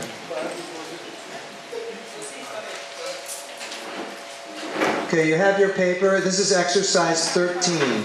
We're going to read the instructions for this exercise. Okay? Exercise 13. Tell your offender's story. That's in your book. I want to read this to you. What page is that on? 14. How do you say 14 in Guyanese? 14? 14. Is that right? 14. Page 14. Good? Okay, it's entitled Exercise 13. Tell your offender story. When you change the way you look at things, the things you look at change. Okay, let me tell you what you're doing here so you understand. Before we begin, then this will all make sense. Partner A, and all of you out there in television land, you should do this exercise if you know it's good for you. Otherwise, Santa Claus won't give you any presents. Choose who's going to be partner A and partner B. So partner A, raise your hand. So we'll be talking to you. Okay. Partner A will begin. Okay, so partner A, you're going to play the person you're trying to forgive, or the person you may have already forgiven. That's who you are. So for me, if I am partner A and Maharaj is partner B, who am I now? Who can tell me who I am? I'm the GBC Guru Sannyasi. And who do you think Maharaj is going to be now? You. Mahatma. So Maharaj is now Mahatma, and I'm the GBC Guru Sannyasi, and Maharaj doesn't exist. You know? You understand? Yeah. So what we're doing in this exercise is, what? He said a lot of people feel that he doesn't exist. That's the glories of being a leader in ISKCON. And some people even wish he didn't exist. Then it gets worse, you know. It's like, anyway, we're all very tolerant and forgiving. So, partner A, you're not going to do this yet. We're going to read this more. But partner A, you're the person you're trying to forgive. And so what you're going to do as best you can, and this could be difficult, you're going to explain to partner B, who is now you, why you did what you did. So in this example, I would say, well, Mahatma, the reason I left is that I could not make it. I was not ready for this job. It was all thrown upon me. I didn't want to be GBC. I didn't want to be sannyasi. I didn't ask to be guru. The burden was heavy, and I came to a point in my life where I realized that I'm not going to be able to maintain my sannyas. And if I try to do it, it's artificial. If I continue, I'm probably going to fall down, and I'll be a laughing stock. It'll ruin everything. And I was too embarrassed to tell anybody, because I thought if I tell anybody, they're just going to tie me up. They say, no, just go to India, purify yourself, chant 64 rounds a day. So like this, I'm explaining as best I can from the compassionate side of me what I believe, perhaps, as best I can understand, what that person is going through. Good or great? Is that good or great? Okay, it's a good exercise. Let's read on. It'll help you in this exercise. When you change the way you look at things, the things you look at change. By telling this story, you're getting another perception, right? You're getting another way of looking at what happened. So the same thing is going to look a little different, which is very important for forgiving. Okay, let's read on. To bring awareness to the subjective nature of your story and the effect the story you choose to tell has on you, enter into the world of your offender to understand what might have been his circumstances, rationale, thoughts, or justifications regarding what was done. You become your offender and your partner becomes you. You do your best to enter the world of your offender and tell the story of what happened from his perspective. And there's that quote again. Let's read it again. If we could read the secret history of our enemies, we would find in each person's life sorrow and suffering enough to disarm all hostility. So we want to see if we can find what was going on in the person's life. Maybe there were situations where they felt helpless. In attempting to understand why your offender may have done what he did, consider the following. Every person deals with their own challenges, conditioning, and weaknesses as best they can. What do you think his rationale was in doing what he did? Cultural upbringing influences people's attitudes, values, etiquette, and behavior. what cultural differences and thus misunderstandings about his behavior and motives might be there. What difficulties or life challenges in his past may have influenced his behavior. What conditioning or personality traits may have influenced his actions. What other factors might have influenced him to do what he did. It is important to consider that although you were hurt, your offender was not trying to hurt you. And we'll read this quote. With a little time and a little more insight, we begin to see both our enemies and ourselves in humbler profiles. We are not really as innocent as we felt when we were first hurt. And we do not usually have a gigantic monster to forgive. We have a what? Everybody say it? Weak, needy, and somewhat stupid human being. When you see your enemy and yourself in the weakness and silliness of the humanity you share, you will make the miracle of forgiving a little easier. So, partner A, you begin. Tell the story as you believe, as if you were that person, as you believe what their rationale was, their motives, their thinking, why they did it. When you finish, okay, partner B, you listen. You just listen. Nod your head and just listen, okay? Then change, and then partner B, it will be your turn, okay? So partner A, you begin. When you finish, you change roles. Partner B, you become the person you're trying to forgive, and then partner A becomes you. Are there any questions? Okay, let's begin. If for some reason you're not clear, you're confused, you can come up and speak to me. So let's begin. Hare Krishna.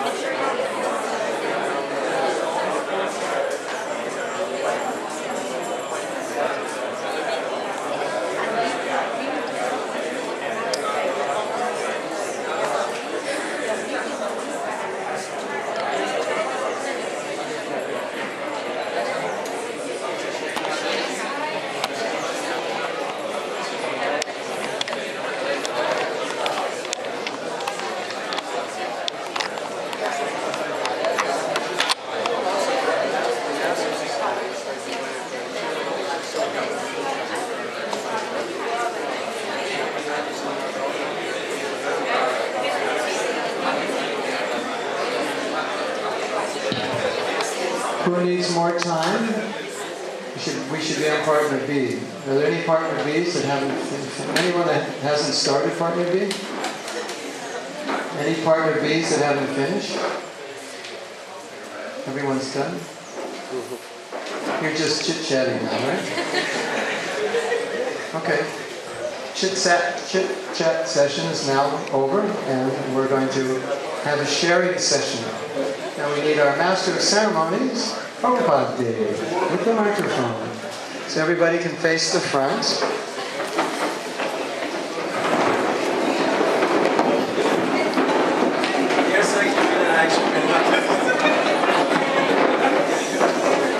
You just be the master of something.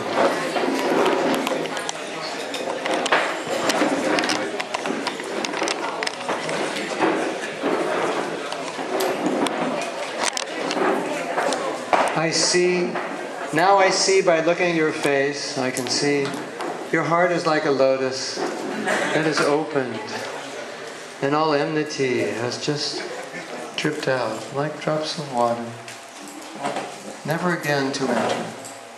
And the lotus is closed and protected itself, and never letting again any resentment come. Okay, wouldn't that be nice? So, we just did the exercise, the compassion exercise. You got to get a view of what might have motivated the person who hurt you. We'd like to hear from you if you had any realizations from doing this exercise. And as you know, we'd like you to volunteer. And as you know, if you don't volunteer, we volunteer for you. First Prabhupada Dev. Hare Krishna. So let's see who wants to go first. Dattavara volunteered you. Dattavara Prabhu volunteered me. So then you didn't do the exercise, otherwise we'd have given him the mic. I volunteered you to speak. Oh, I thought you volunteered to speak. He talks too much anyway. He wants you to speak. Okay. Hare Krishna. First of all, it was a little challenging for me to put myself in the shoe of the person who I thought was my offender. But then, when I reflect on the buttons that was pushed when I did that exercise, and I related to this one, I saw within myself that the things that I would have been blaming the other person for many, many years, maybe 12, 13 years, that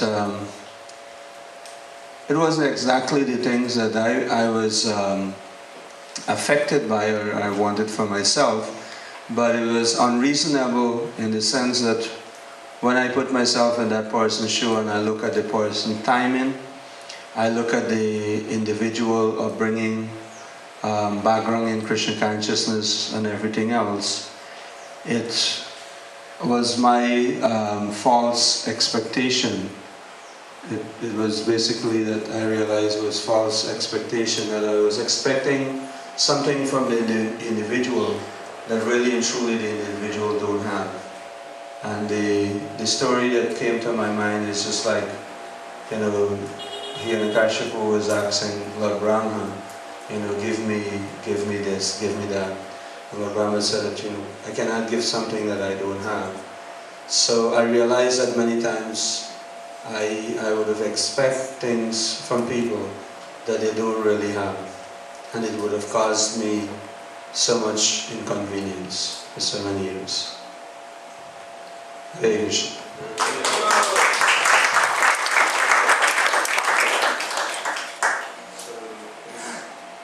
It's a turn of Hare Krishna. Thank you very much. I was going to say it's a turn of I'll sit so I won't put my back to anyone. Hare Krishna.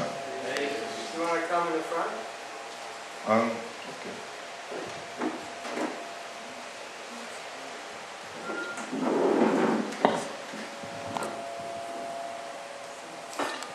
I just had some realization that reinforced one point that was covered during this seminar.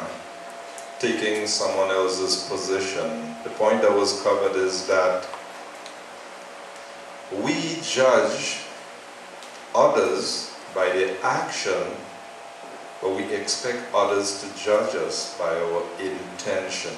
Meaning that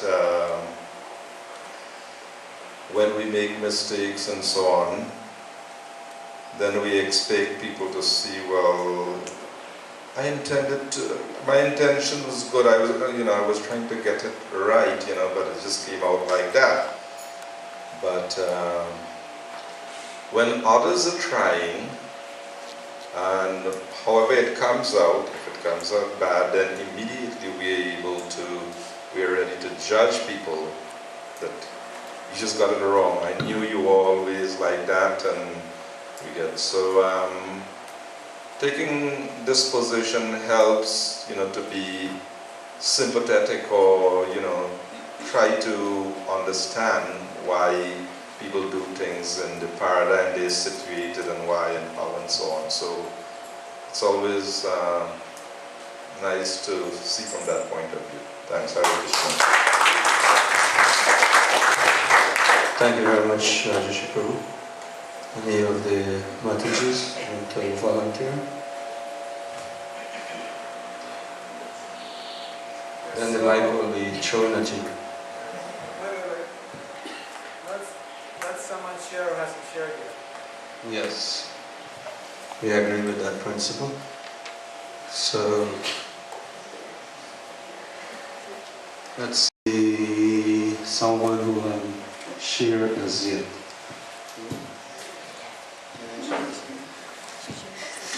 Yeah. You just, who you was talking just now? So you didn't have any realization of what you were discussing about? Somebody had some realization?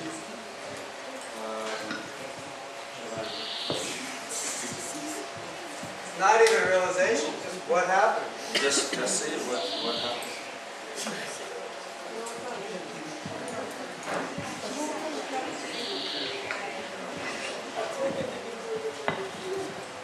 Hare Krishna. Trying to put myself in the place of my offender, it was confusing, complicated for me. I couldn't have understood, still don't. Was it complicated? What did you say? So it was confusing. I couldn't understand. Oh, you couldn't understand why they would do it. Keep thinking. Try to understand. Seriously, you should have to.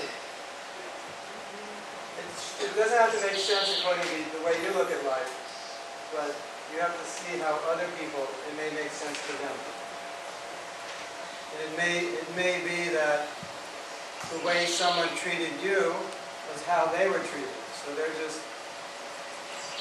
were treated in a bad way, and they treated you in a bad way. So it's not But despite that, I still couldn't put it together. A complicated situation. Okay. Thank you very much to at least be honest to say. This is Gopi. She will assist her mother because she will fill in for her mother, Mother Seva. What have been your realization when you put yourself in that person? Or what you were talking, please say what you were talking about.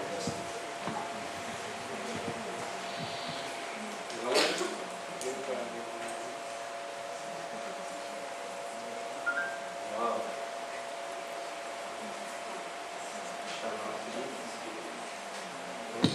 Share your story with us.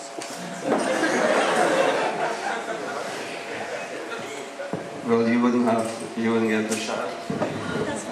They will tell me no Prasad.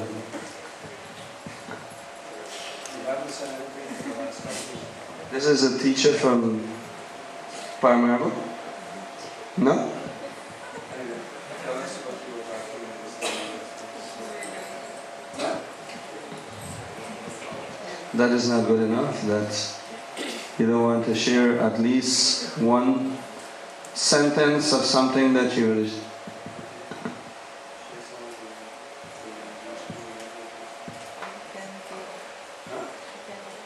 Just like how you say you can make it.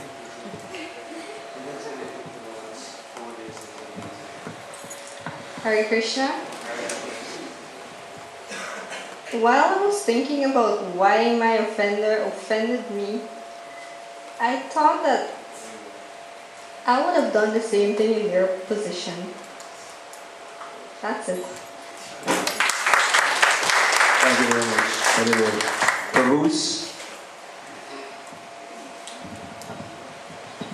Taking another person's position enables you to see how offensive you had been that caused that other guy to respond towards you offensively.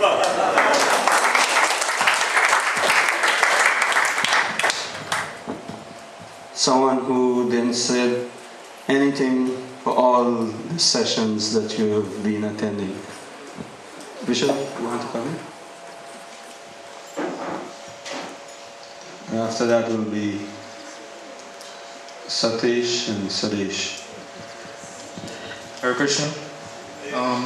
My realization basically was like a slap in the face, in the sense of after I put myself in the other person's situation, it was like, damn, I didn't know it would have been like this. So it gives me the privilege now to express myself in whenever future situation comes up in this aspect.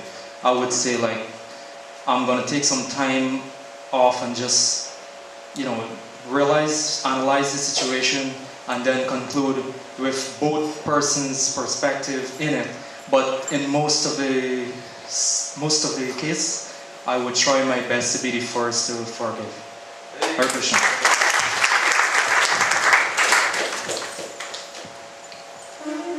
Young student, Satish. You can come. And if somebody didn't say anything throughout the whole session and you like to share, you can raise your hands. Hare Krishna, everyone. From this exercise, I realized that it isn't appropriate or I shouldn't do it. That is, we should be more conscious and careful when we are judging someone based on how they will act. And that is, during that exercise I learned that I should have some form of experience, or at least more experience with this person or that person who offended me. Yes. I should have some more experience with that person as to be au fait with how this person take things and how I should act to please this person. Thank you. Somebody who didn't come forward and share anything with us, what you're thinking, how you're feeling, what's your realization on this topic. Sadesh? You didn't have no realization. Madhavisham? He was hiding all day long. Yeah?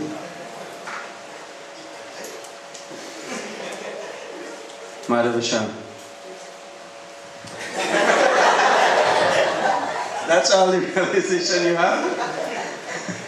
That's the realization you have? Just anybody else would like to share? Giri Krishna Prabhu, you want to come in front? And then we'll hear from Nanda Gopal.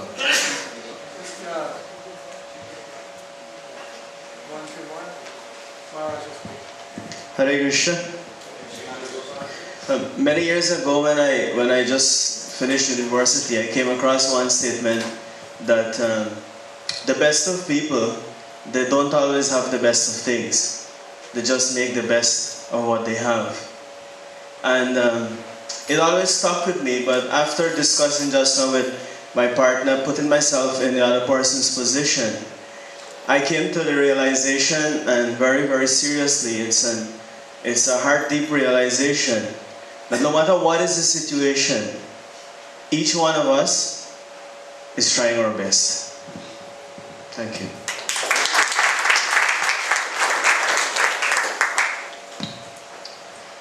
You had something to say? One person.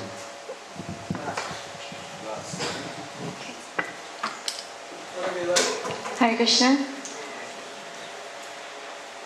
We can say that it is hard to put ourselves in another person's shoe.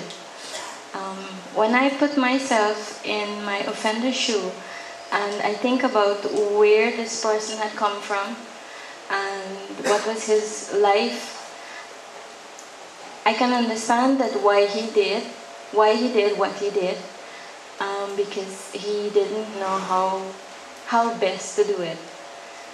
So, and we can all take lessons from whatever we have done here, of putting ourselves in other people's shoes. That sometimes it's not really that bad when we think about it. It's just like how Mahatma Prabhu would have explained about how people see things and their culture and their lifestyles, the way how they, it's just like that. Thank you very much. Does anyone who's been to India knows what a line looks like? When you're lining up to get something?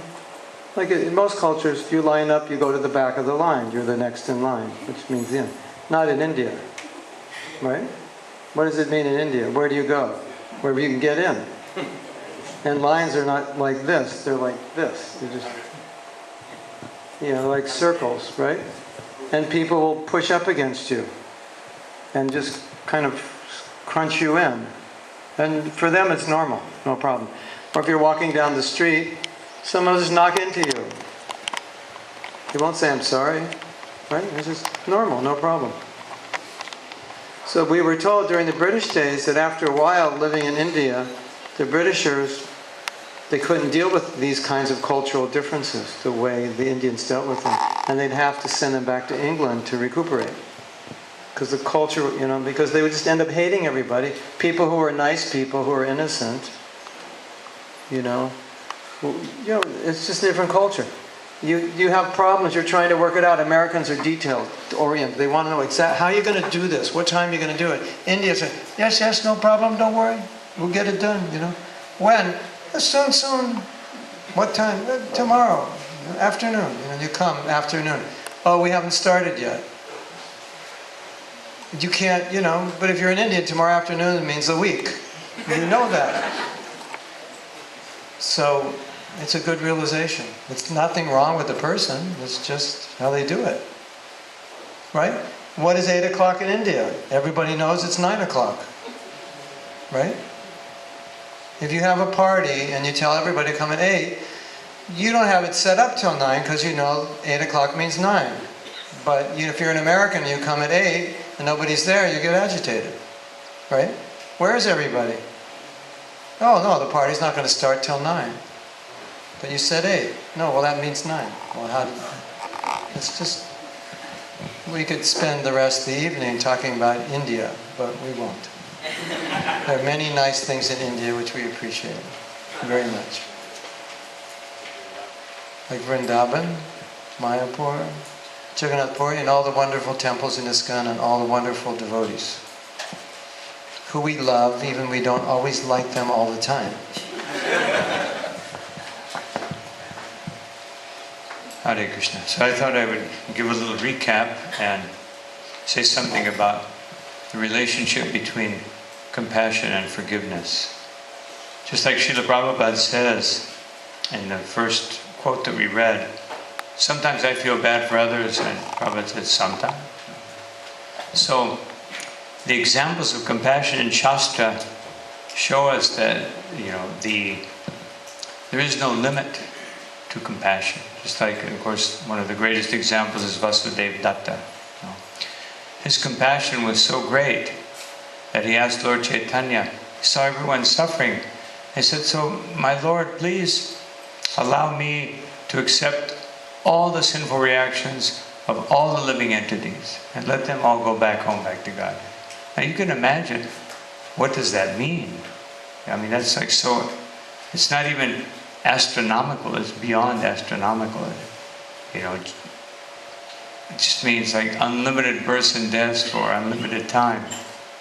And he was willing, it wasn't like he was saying that as some, nice way to show how compassionate. He was serious. And Lord Chaitanya, of course, wouldn't accept it.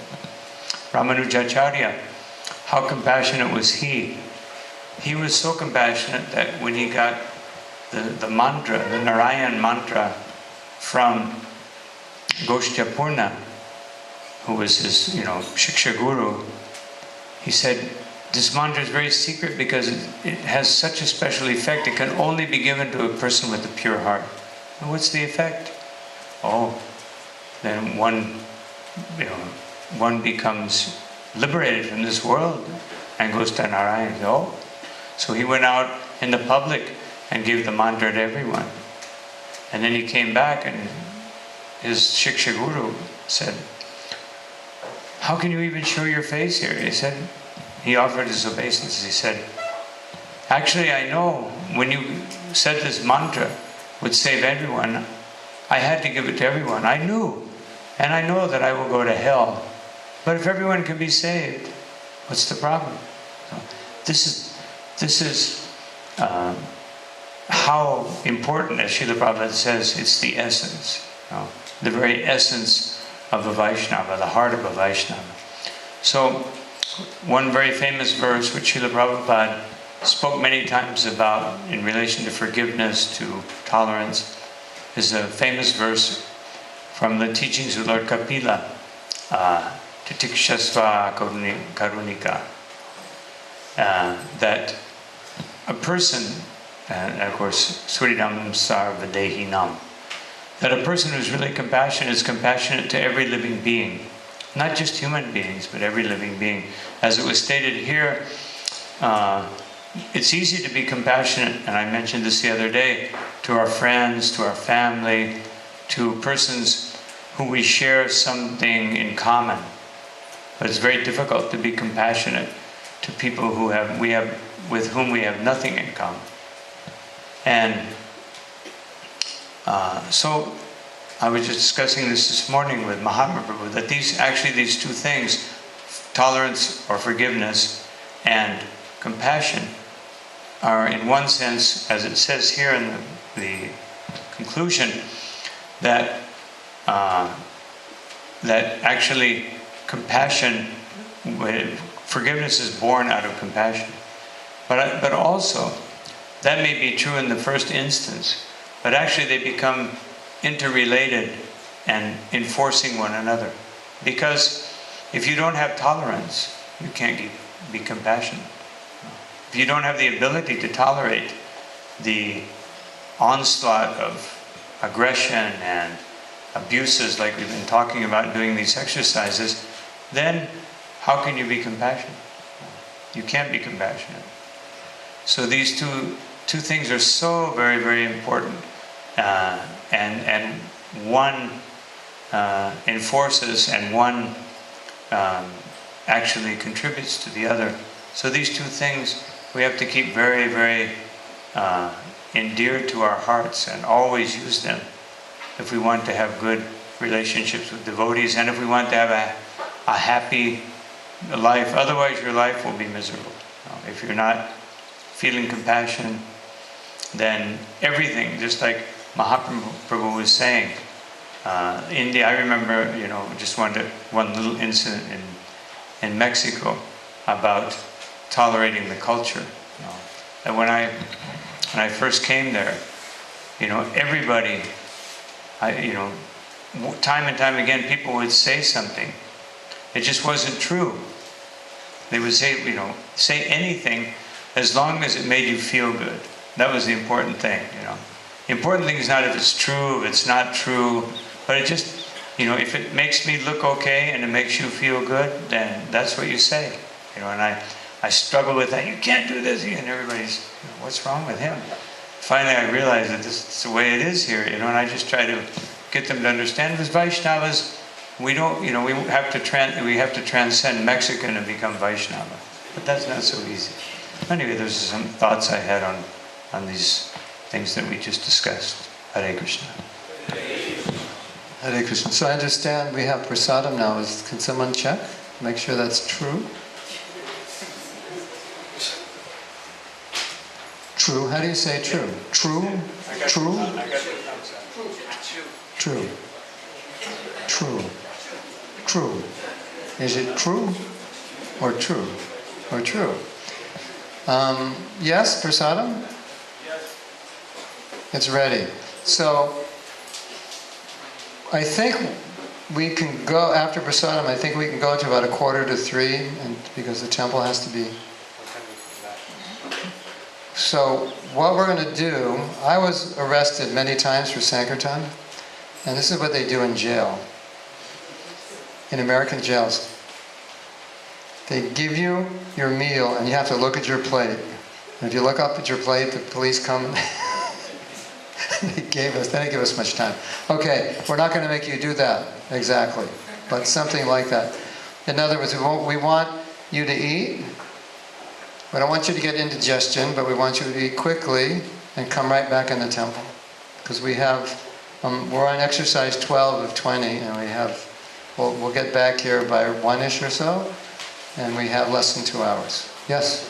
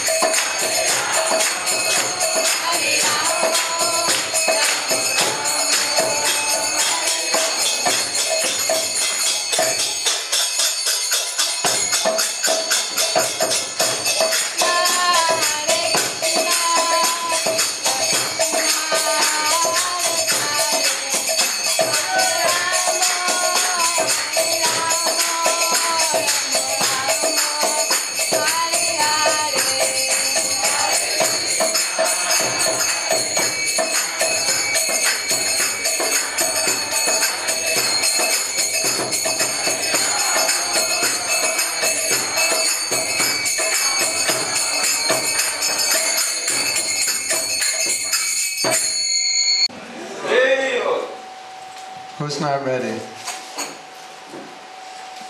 So we have about 2 hours left, a little less. So I need to move fast.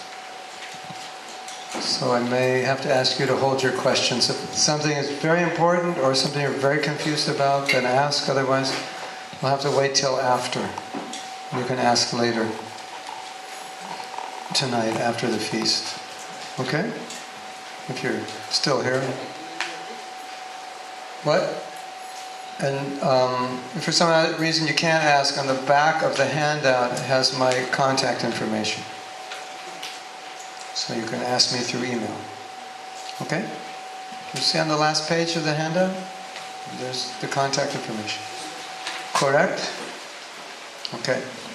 So we're now going to do an exercise, which you're going to do individually, which is the opposite of the exercise that we did earlier when you visualized how your resentment feels. You remember that exercise? So we're going to change that, and this exercise is on your sheet. What's the exercise number? It's called Visualize Your Freedom. What number is it? 14. So, what I'd like you to do is, if you've already forgiven, then I just want you to connect with a feeling of forgiveness, what it feels like.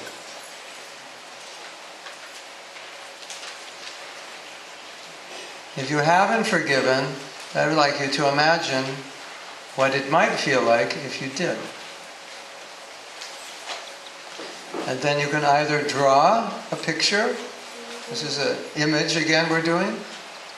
It feels like there's an image there.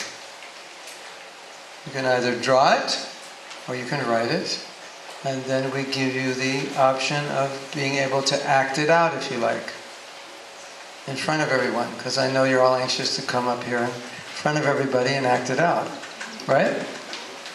Okay, so please begin. Take out a piece of paper. Write down what it feels like to be free of resentment, or what you imagine it would feel like, or draw a picture. And those of you who are out watching this, we also request you to do the same. Get a piece of paper and write or draw. What does it feel like? What would it feel like? Freedom, a kind of freedom. What would that feel like?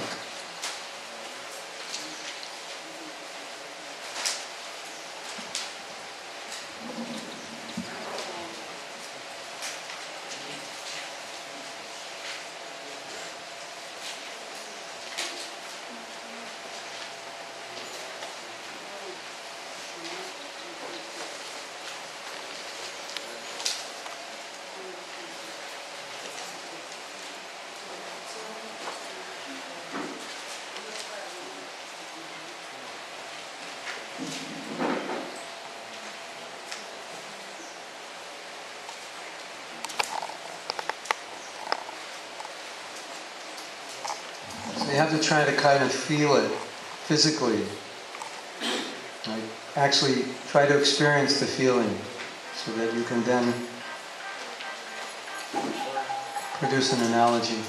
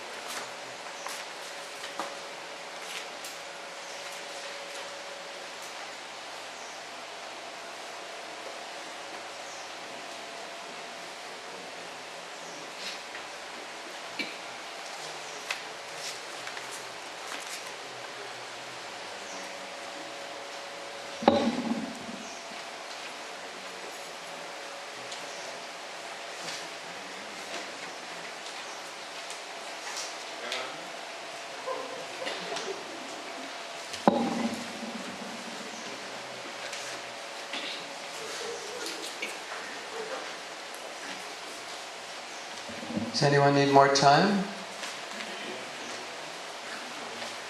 Does everybody feel good? You don't look too good. Does everybody feel good now? So, it's time again for sharing. I know you're all very anxious to share. I see so many hands going up right now. I just don't know who to choose first. But we'd like you to come up and share. And if you've drawn a picture, we'd like to see it. So then you don't have to come up to share, but if you've drawn a picture, we would like you to show it. And you can also show it to the camera. Or you could ask the camera to turn off the camera. It's up to you. So who would like to go first and share?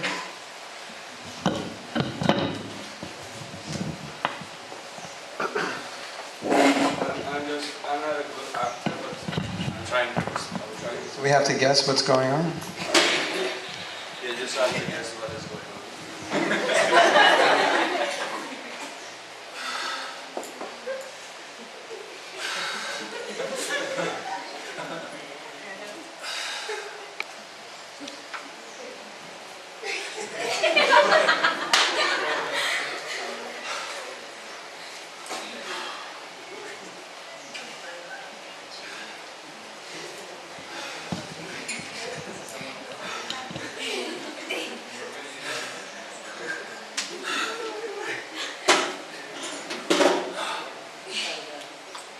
Thank you, my Lord.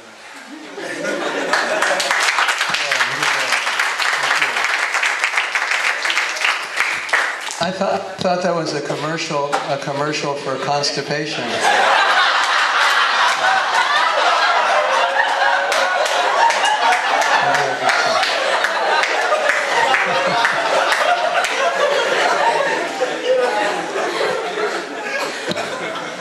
That was like the example the lady said, I'm giving birth, but the baby won't come out.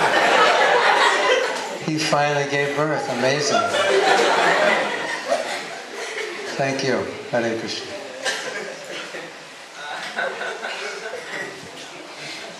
See, now all these devotees are going to have to forgive me for being for making fun of them. Who else would like to share?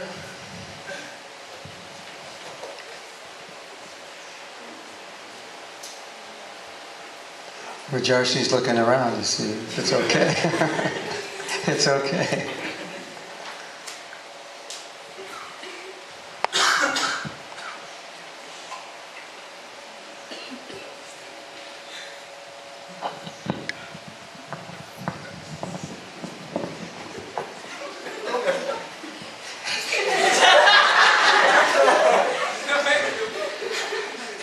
This $3 million, Prabhu, you know, it's not easy. These days, you see, maybe after the recession, I think I'll try to start paying back.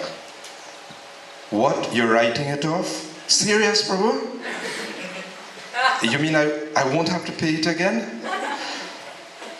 Oh, thanks, Prabhu. I'm really grateful. Thanks. Thanks very much. Hare Krishna.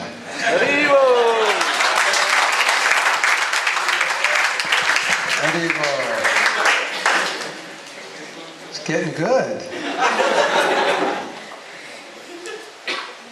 Who's next?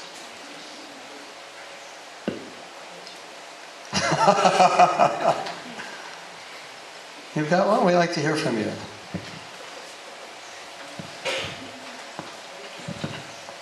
After forgiving the person who I thought offended me, I felt like a bird let loose from a cage.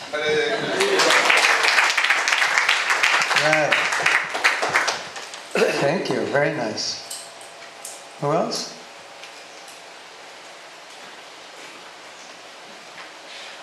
Nobody else didn't have any feelings? What happened? Well, I finally got some wheels for my suitcase. But just to let you feel how I feel, is that you ever went to the city and had a very exhausting day, you feel so sticky and sweaty, So when you go and you take your bath and you come out into the wind, you just go like, that is how I feel like. Thank you very much. Hare Krishna. Yes.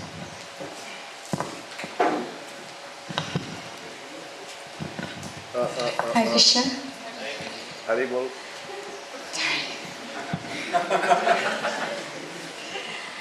After forgiving the person who I thought had offended me, I feel, and this is something that I can identify with, when you sit on a seawall or seawall out there in the sea, and there's this nice calm, it's so calm outside the water, and it's in evening time, it's not too dark, it's not too sunny either, and you feel this nice cool breeze just blow in your face, and you just close your eyes and you feel really peaceful. That's how I feel. Thank you.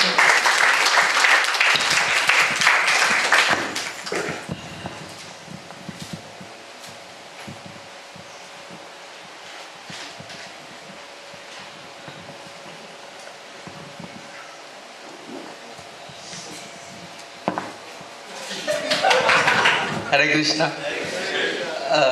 I feel that I came after listening to my offender. I feel that I came out from the darkness to the lightness. Hare Krishna.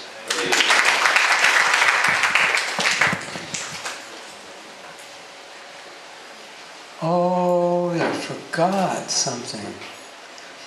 When you express your forgiveness, what it feels like, you get a spiritual name, you get an initiation, a forgiveness initiation based on your expression. So I get to initiate you. So all who come up are going to get initiated. Your name's Jyoti Das. And your name is Shanti Das. And your name is Das.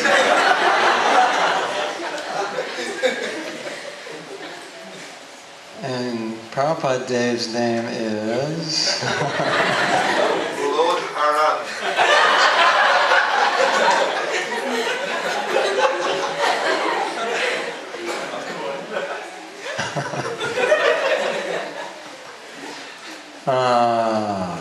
let me see. I don't know.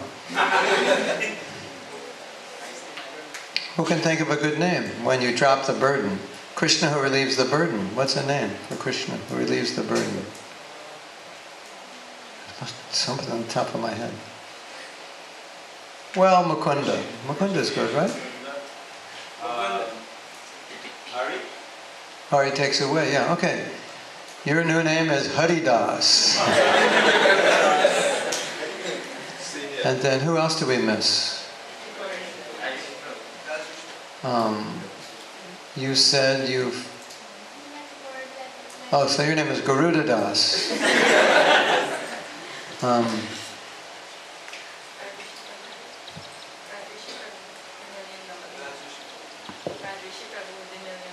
Oh, the $1 million. So,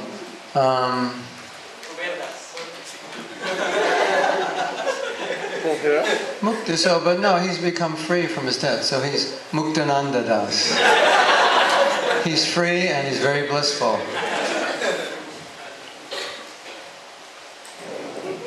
Anyone else want to get initiated? No principles? No dakshin? Doesn't get any better than this. Who else? Okay, come.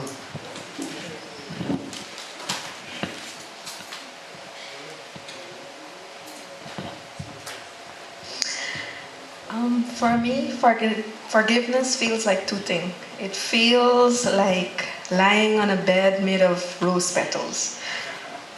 That's one. And two, it also feels like lying in some water that's at the just right temperature. Makes it feel good. So, it sounds like water with rose petals would do. Okay. Pani, and what's the rose? I can't. Gulab. Pani Gulab Dasi.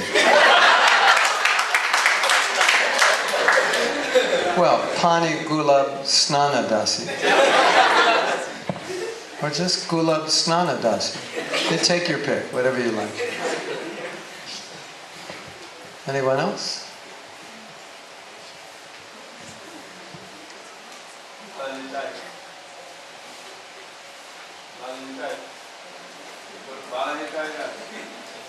Jai.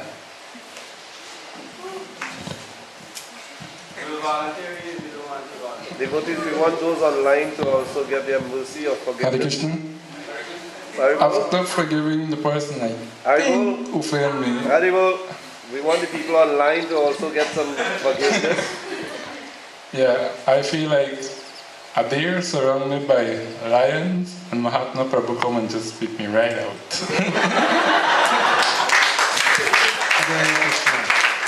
Well, that's going to be a hard name. Mahatma Singha. Mahatma the lion trainer. Give me a good one. What's a good one? But I picked him out.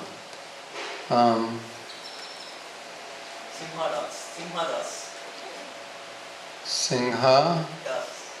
He got free from the Singhas though. Singha Mukti.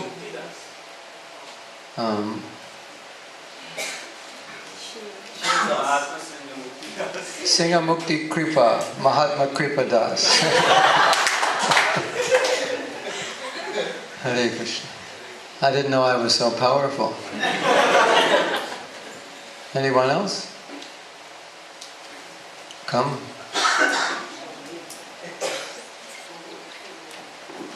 That's actually, we did this at one seminar and a devotee wrote me back. He said, actually that name has saved him because he always, whenever he becomes aggressive, he thinks of his forgiveness name and it actually helps him. Hare Krishna. Giving up my resentment made me feel as if the Himalayas becomes impossible. It's no longer impossible. Say that again? Giving up my resentment made me feel as if the Himalayan is no longer impossible. Impossible. Nothing is impossible. Hari Bol. Your name is Ajita Das, unconquerable, servant of the unconquerable.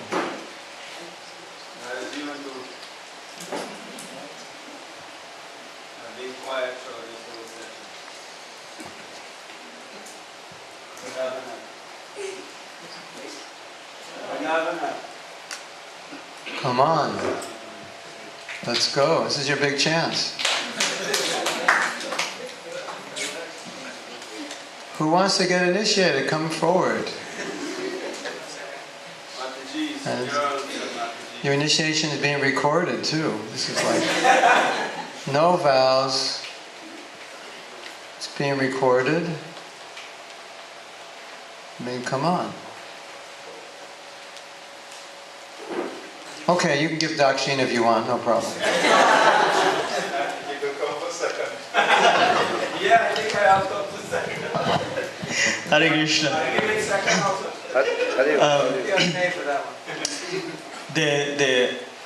Looking at the resentment, when I did my analysis, I felt that, walking around, I've been walking around, especially in my whole Krishna conscious life, I've been walking around with a pair of crutches under my arm, which is limiting every single thing that I do. I can't even dance properly in kirtan.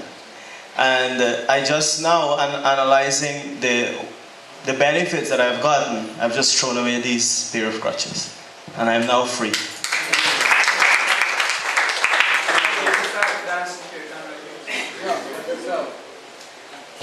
This is from a verse. Pangu Langayate Girim Das. And a lame man can climb mountains.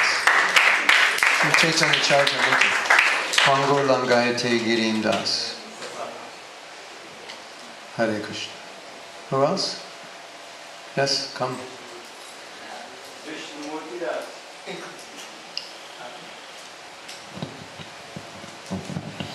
Hare Krishna.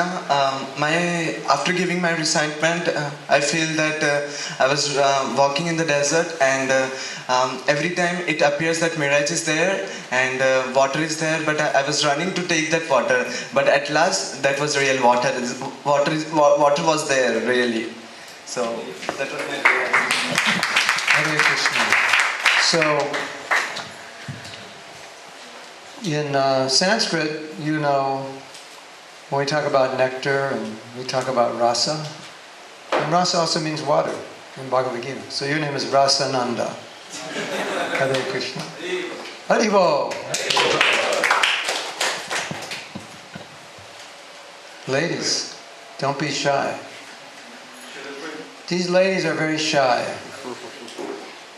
But I know when they're at home, they're not shy. Is that true?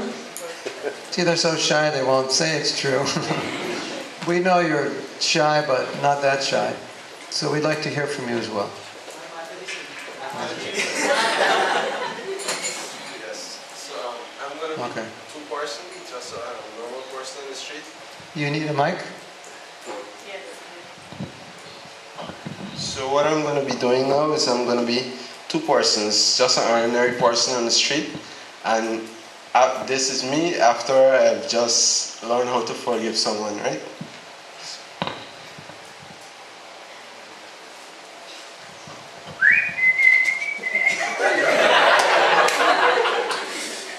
What is wrong with that guy? He's dancing like he just came out of the mental asylum. Oh my God, my dear friend, did you know I just learned how to forgive? Ah, I feel such intense happiness. Haribo. Sukhananda. Das.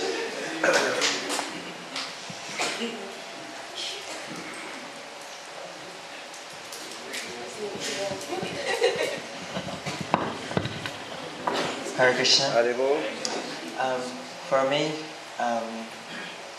after giving up my resentment against a person I thought that really hurts me.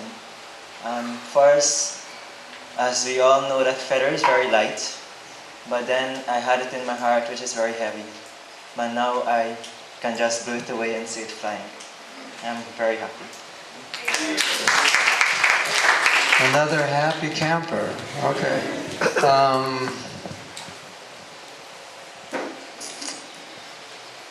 Ananda Das. Hare Krishna. Ananda Feather Das. That's better. Anyone else? You know, this goes back to the potato story, remember? Carrying around the potatoes. So you feel pretty good when you let go of the potatoes. And so we understand from this exercise that resentment is really, really a burden on us. It's really hurting us and weighing us down. How many of you feel lighter now? Yeah, it releases energy. Give this Mataji a round of applause, boy. She's brave. Hare Krishna. After giving up the resentment that I thought I had for the person that I thought hurt me, right now I feel like walking in the air.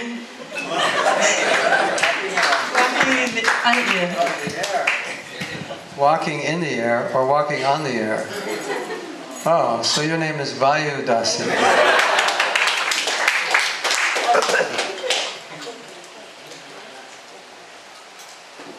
What's the word for cloud, Sanskrit? Mega. Mega. Vayu mega and walking? Chala? Chalan.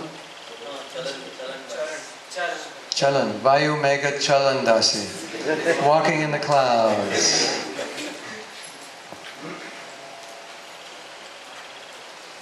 You're going to remember that?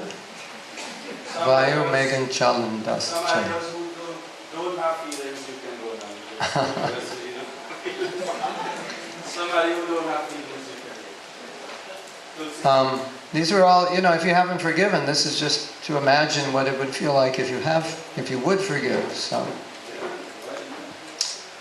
Yes.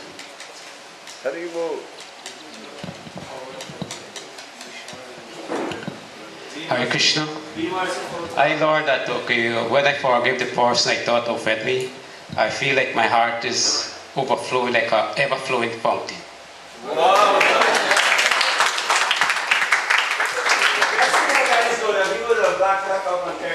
Okay. What's it overflowing with?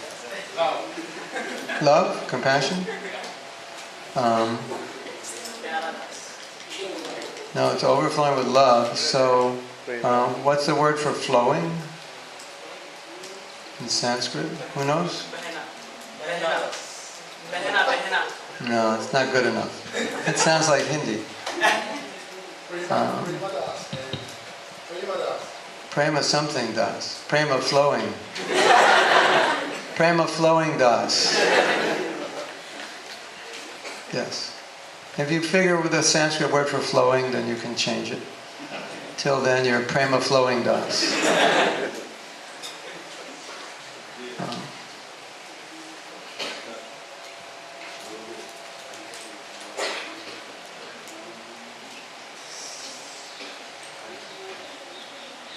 Okay, anyone else? Okay.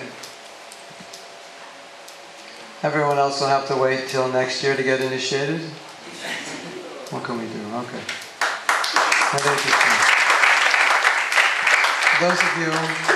Those of you who are watching this online, you'll have to attend a live session to get your forgiveness diksha.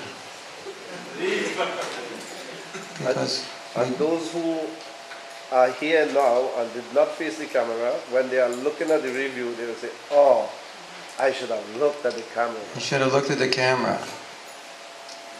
Camera's over here, folks. Everybody smile into the camera now and he'll take a picture of you. All the happy faces. We want to see all the happy faces. This is what will happen if you come to a forgiveness workshop. These devotees came in.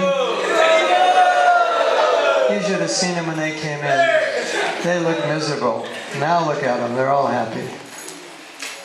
You too can be happy. Okay. Now we're going to go down to exercise number 16. It's called Divine Perspective. I think it's 16, 15. You learn something every day. 15. Divine Perspective. We're going to do an exercise now, and I want to explain what we're going to do. But let us read together. Don't become angry with the agent of your karma. This was a statement made to a follower of Prabhupada when he had given some money to become a life member, and the person he gave that money to ran away with the money. And he asked Prabhupada, how should I feel? And Prabhupada said, don't become angry with the agent of your karma. In other words, when suffering comes, see the person who brings it as just an agent of something we deserve. So we're going to now look at the relationship between forgiveness and karma. In this exercise, you imagine you are Krishna. Some of you don't have to imagine. You've already been doing a good job of that. And he's telling the story of what happened to you from his perspective. As Krishna, you speak to your partner who plays the part of yourself. You may wish to consider some of the following questions. So, I will demonstrate. So, I'm partner A. Now I'm Krishna.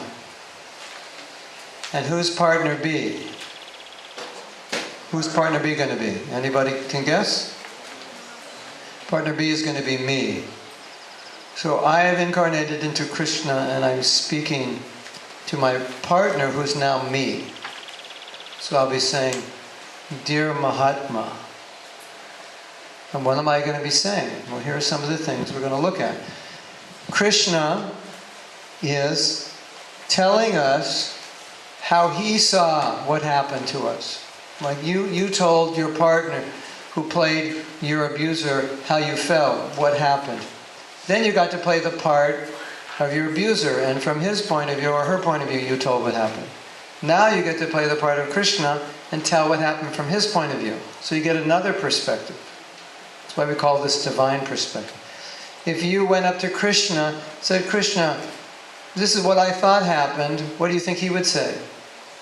What his view of the situation would be. So that's what you're trying to do. See it from Krishna's perspective. So, we'll go down this list. These are some things that we could be thinking that Krishna might say. What you may have done to attract the situation. In other words, like Prabhu here said, one of the exercises he did, he realized what he had done to cause the person to behave the way he did. Is there anything I could have possibly done to attract this situation, to make this happen, to cause a person to treat me this way? Is there anything? Just you try to imagine. Sometimes we attract things to us because someone does something, but it has a lesson through the experience. Right? You ever learn something by doing something wrong? Going through a bad experience, but you learn something? Yes, we all have. So we might consider, did Krishna arrange the situation because I needed to learn something? Even though the situation was not nice, was Krishna involved in any way? Did Krishna put me in this situation so I could learn something? Maybe that's one thing. What, if anything, did you have to do with how your offender behaved? Was there anything that you might have done, any control you might have had in the situation that caused your offender to act the way he or she did? Maybe you did, maybe you didn't. Something to think about. What would Krishna say about your reaction to what happened? So you know how you reacted. What might he say about it? What is this situation teaching you about yourself, or what could it teach you? It may have already taught you something. You may have already learned something from this situation. Or there may be something to learn you're not aware of, so you consider. What could it teach? So Krishna might say, you should learn from this. What spiritual insights could come from this situation? And finally, is it possible this situation is actually a blessing?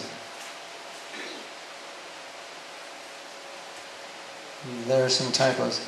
That the situation is actually a blessing. And there may be other things you may consider. So, partner A, raise your hand.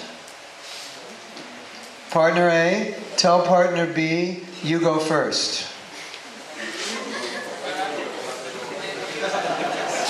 So partner B, you're going to go first, okay? So partner B, who are you?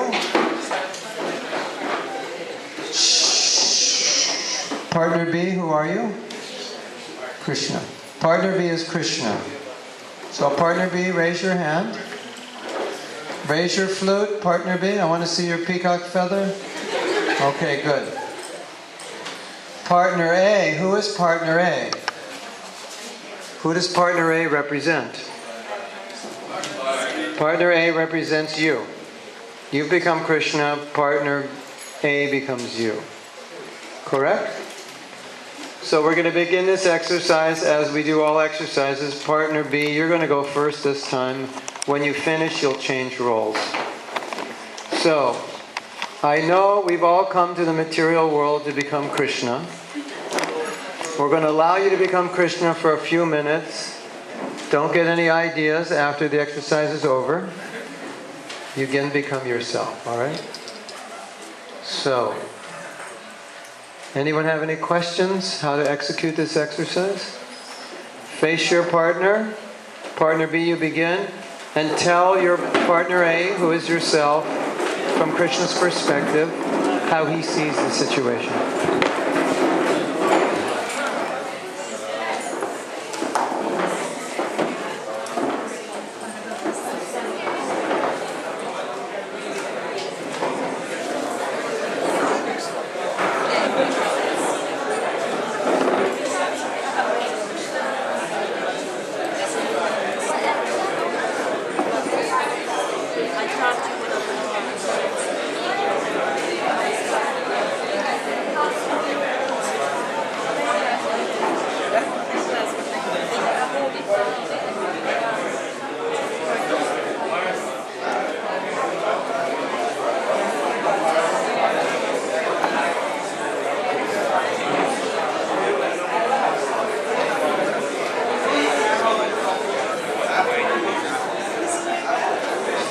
rectify the situation. And what will make me to become reformed, become more reformed.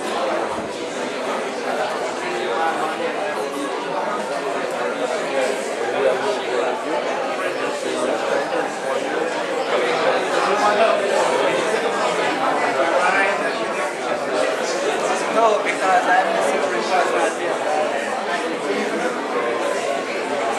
Yes, but I can take it to you. Because I want to give it to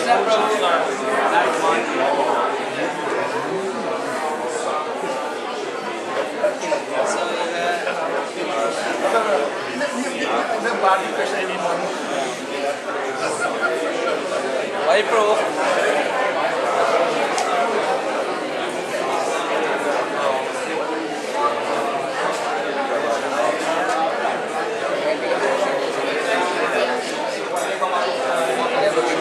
Yes, everything you did, absolutely.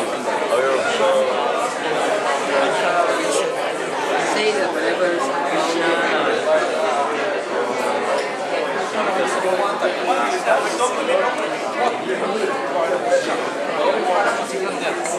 to withstand that task. Like, furthermore, some of your victims could not sustain themselves. Secondly, Krishna? Talk to me, boy. thank you. Yes, Vara. No, yes, Santosh. Yeah, talk to me. Me don't talk now, no you.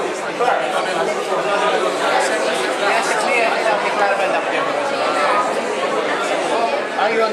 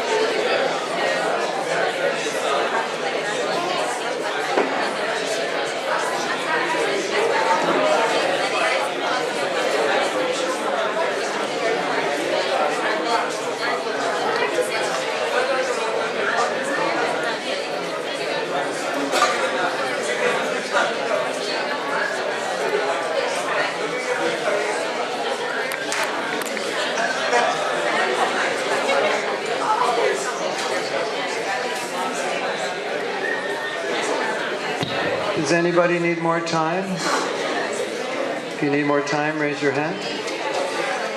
How much more? Krishna's got a lot to say to you, huh? Okay, 2 more minutes.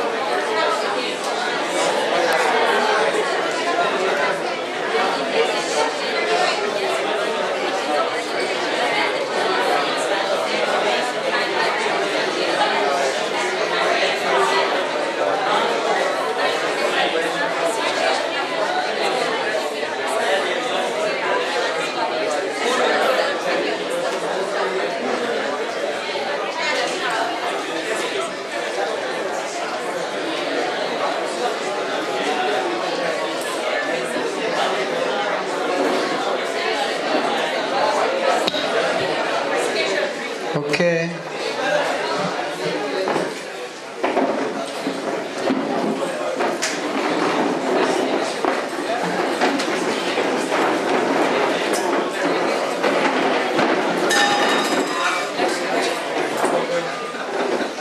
So,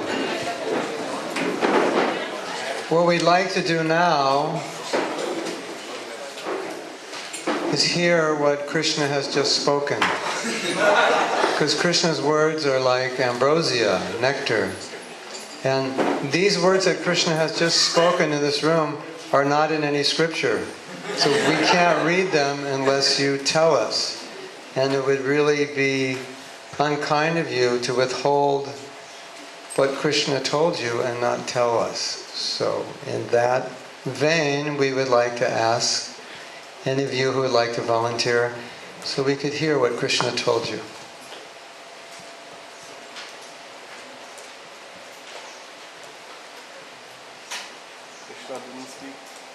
Prabhupada Dev.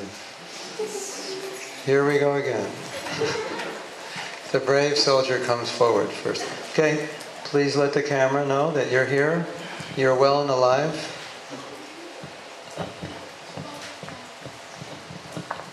Hare Krishna. Krishna told me that I made a choice. I was probably at the wrong place, dealing with the wrong person. But after all, it was my decision. I wanted to be there, and it was just too bad for you that you didn't realize what was happening. That was some of the things that Krishna told me. Hare Krishna. You made the choice. That's what he said. Yeah, I made a choice. Thank you. Who's next? Krishna didn't speak to anyone. Let's go. We want to hear it.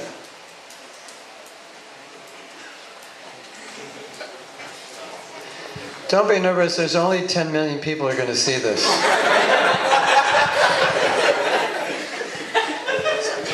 Yes, stay right there. Stay right there.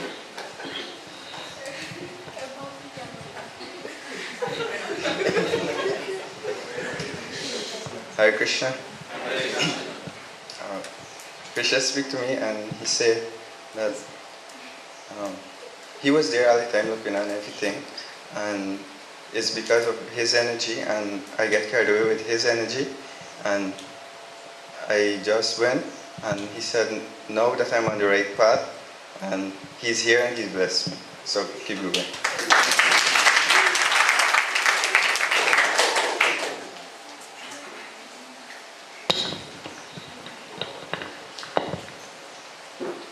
Krishna speak to everyone here?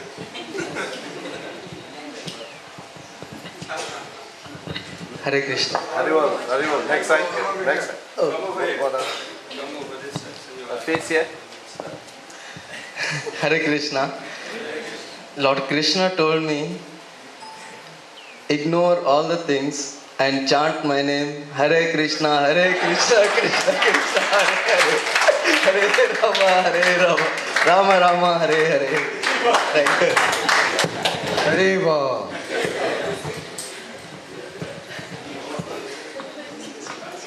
Krishna definitely spoke to you. There's no doubt about it. Isn't it? Don't you think that's what Krishna would say? Hey, Baba, why are you wasting your time with this? Just chant, dance, and be happy. Okay, who's next?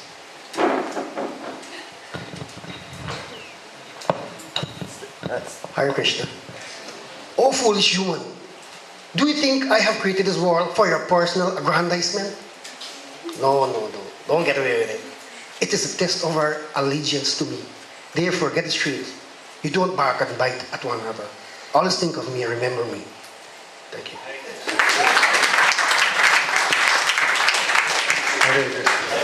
What did you say? Don't bark at one another? Is that what you said? Don't bark at one another, yeah. See, we were doing pretty good as children, right? You know, adults and children, now we're animals. It's getting worse. Okay. We like to hear from the Matajis to see if Krishna says different things to the women than he does to the men. I bet he does. On the other side. Hare Krishna. Krishna said that I'm forgiving and his children also must be forgiving. Thank you. Very good. Very good. We heard the story of how much forgiveness must have been there to forgive Jagai and Madai. We can forgive a little, yes. We have another woman on her way up to the front.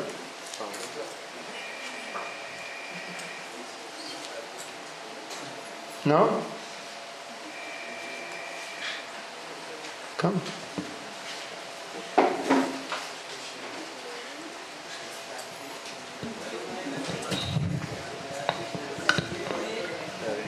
Hare Krishna.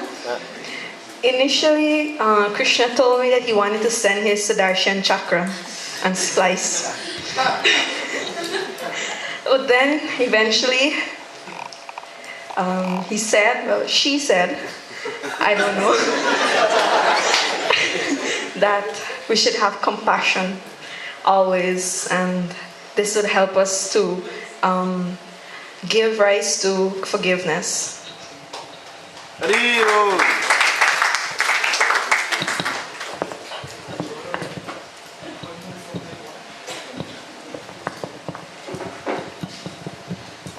Hare Krishna. Krishna said to me that even though we think that this world is a very free place, it might look like a playground, it's not. We have to be very careful of what we do. Always look behind our back, because he said that where he was standing and he saw what happened, it was bound to happen like that. So we should be very much more careful. Thank you. Hare Krishna. Thank you, Mataji. This is the best shot I got.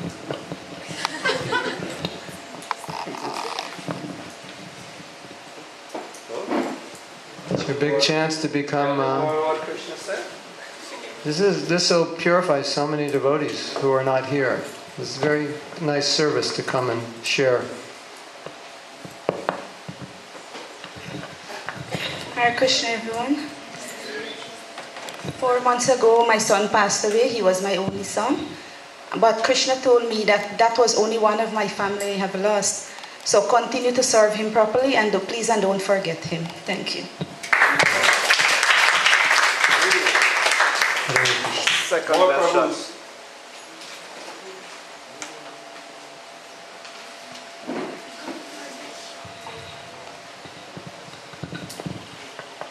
Hare Krishna.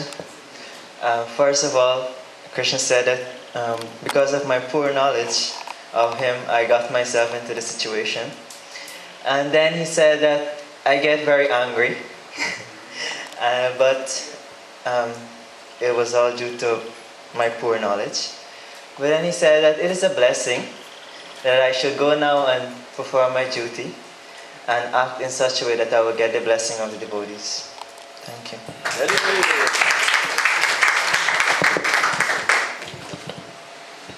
Anybody else? Yes. Rasananda Das. Hare Krishna. Krishna told to me that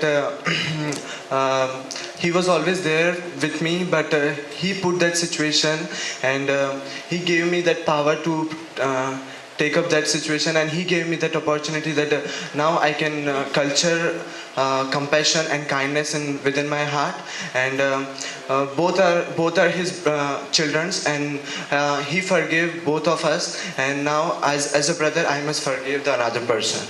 Thank you very much.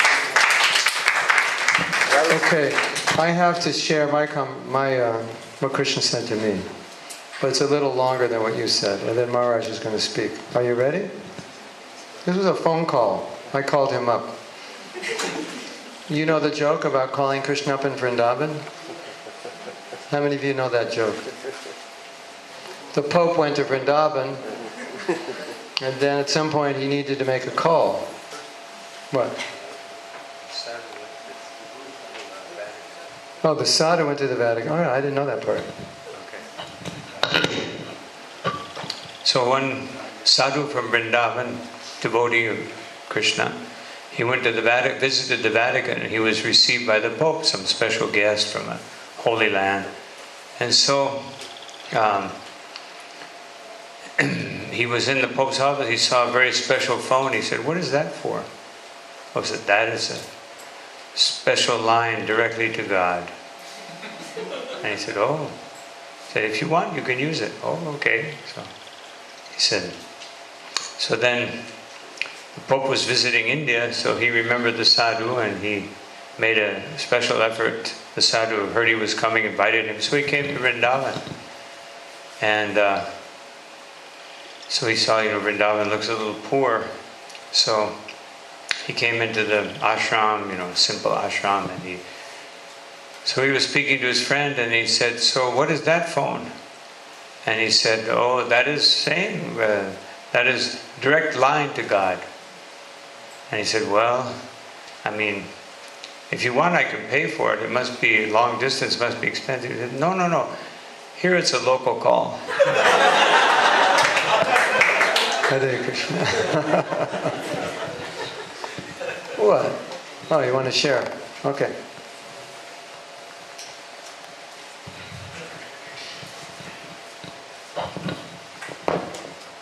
Hare Krishna.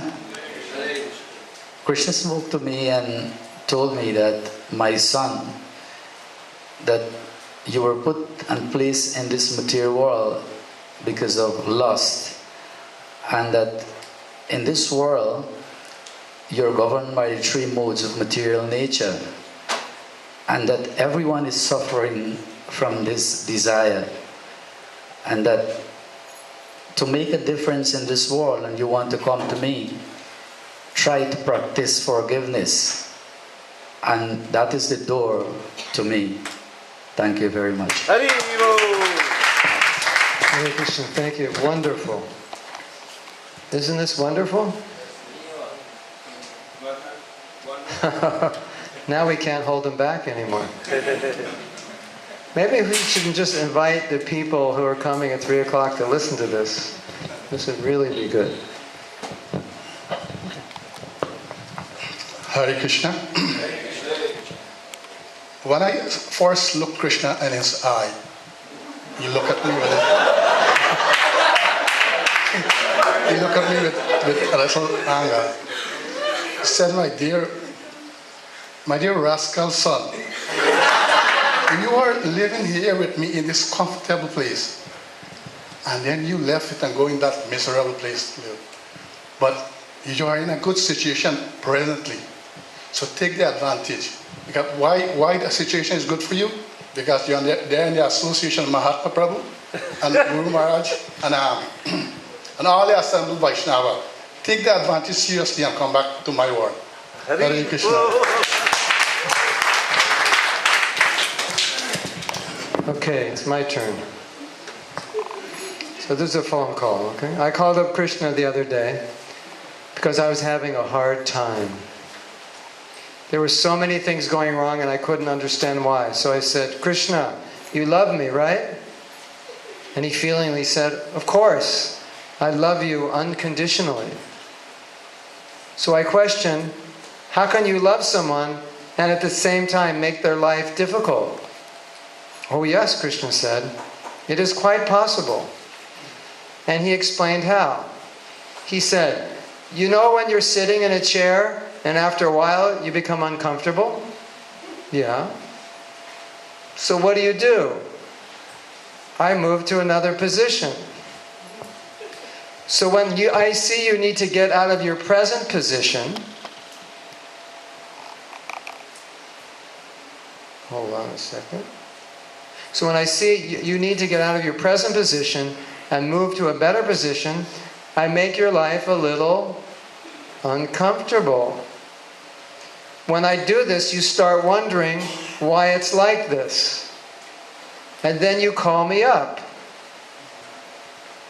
By the way, if everything were going perfectly, would you have called me up? Okay, I get it. But will the suffering ever stop? Oh, sure, when you learn your lessons. Of course, you could also learn them without suffering. You know, like do what I tell you to do. But you don't seem to do that enough. And you tend to get sidetracked. So that's when I need to give you a little push. You see, I really do love you, but sometimes it's tough love. So what happens when I learn all the lessons? You graduate. When you leave this world, you won't come back because there's nothing more for you to learn. You're out of here, as they say in your country. Yeah, but I'm a slow learner. And that means I must suffer a lot. It doesn't seem fair. But you're the one creating your own suffering. Anyway, the material world is not really a good place to stay if you don't like suffering. So don't keep complaining about suffering.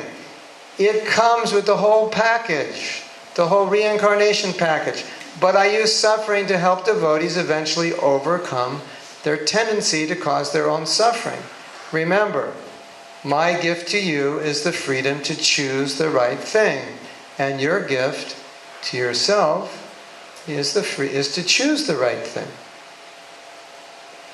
But wouldn't it have been better if you didn't allow me to mess up? No. You really wouldn't be able to live without your full freedom. You'd actually go crazy. Plus, since most people in Kali Yuga are not very intelligent, you will find that you usually learn best by making mistakes and suffering consequences. And when my devotees need to make a change or learn something new, and they are stuck, I make things a little difficult for them. But I do it because I love them. Yeah, it does seem like life's difficulties carry invaluable lessons.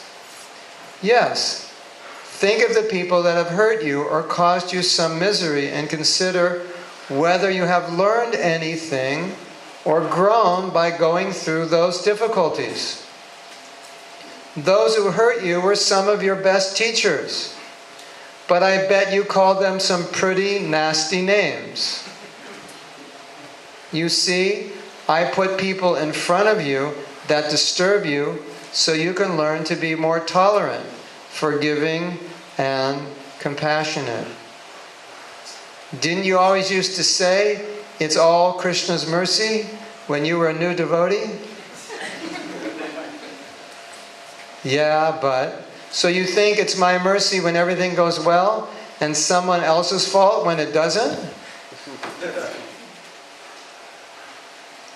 Well, it's easier to see it's your mercy in hindsight and easier to blame someone when I'm going through the problem, because sometimes people do hurtful things to me.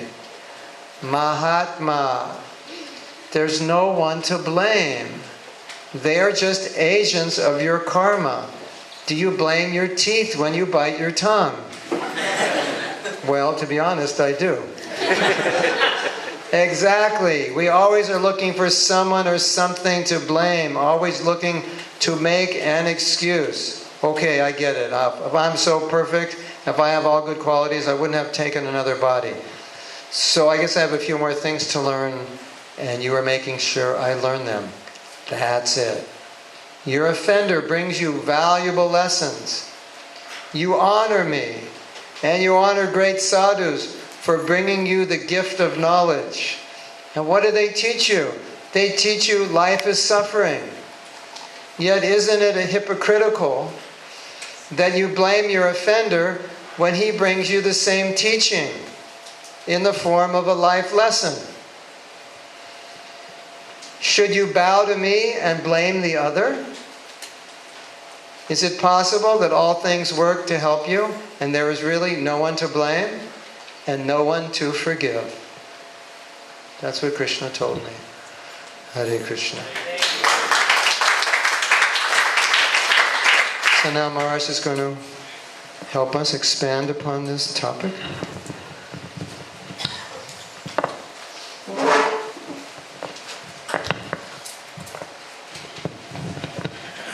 Hare Krishna. Something that just popped into my mind while Mahatma Prabhu was saying this last part, that looking for someone to blame. When Chaitanya Mahaprabhu went to the house of Advaita Acharya with the desire to chastise him, because Advaita Acharya, there was always a conflict between Mahaprabhu and Advaita. Advaita was older in Leela, so Mahaprabhu would always respect him and see him as guru, but he wanted to be treated as a servant. So he tried and tried again, and even one time he got severely chastised by Chaitanya Mahaprabhu, who ran away and said, "You'll never see me again." Of course, then he came back the next day. But so we finally decided the only way I can do this is teach Mayavad philosophy. Then he'll chastise me. So sure enough, Mahaprabhu arrived at his door, practically knocked it down, and grabbed him and said, "You invited me to this world, and now you're, preaching against me." So I was resting so peacefully on the milk ocean. He called me here, and so he grabbed him. He started slapping him, and he was in bliss. And so afterwards, he said, "Now finally you've treated me as your servant." And of course, Mahaprabhu said, "Yes, my servant always wins. What can I do?" So afterwards, they began to converse, and Advaita Acharya said, "If someone worships me," he was in the mood of Mahavishnu, "someone worships me but doesn't worship you, then I will destroy them." And Mahaprabhu said, "If someone worships me and doesn't worship you, or if anyone worships me and doesn't worship my devotees, then their worship is like cutting my body to pieces and burning it with fire." So that is how much Krishna doesn't appreciate in the form of Mahaprabhu, who is his most merciful form. He doesn't appreciate when people are blaming others. And of course, he's talking about his devotees, but Who is not Krishna's devotee? Is there anyone? Is there any living being that is not a devotee of Krishna? Is there someone that doesn't come from Krishna? So ultimately, as Bhaktivinoda Thakur says, the fourth category of aparad, or offenses, is offenses against the jiva. So it's a very important thing to understand that Krishna doesn't appreciate at all when we blame others. And this was a very important lesson from what you just did. So here you'll find, maybe I could read this, a quote from the purport.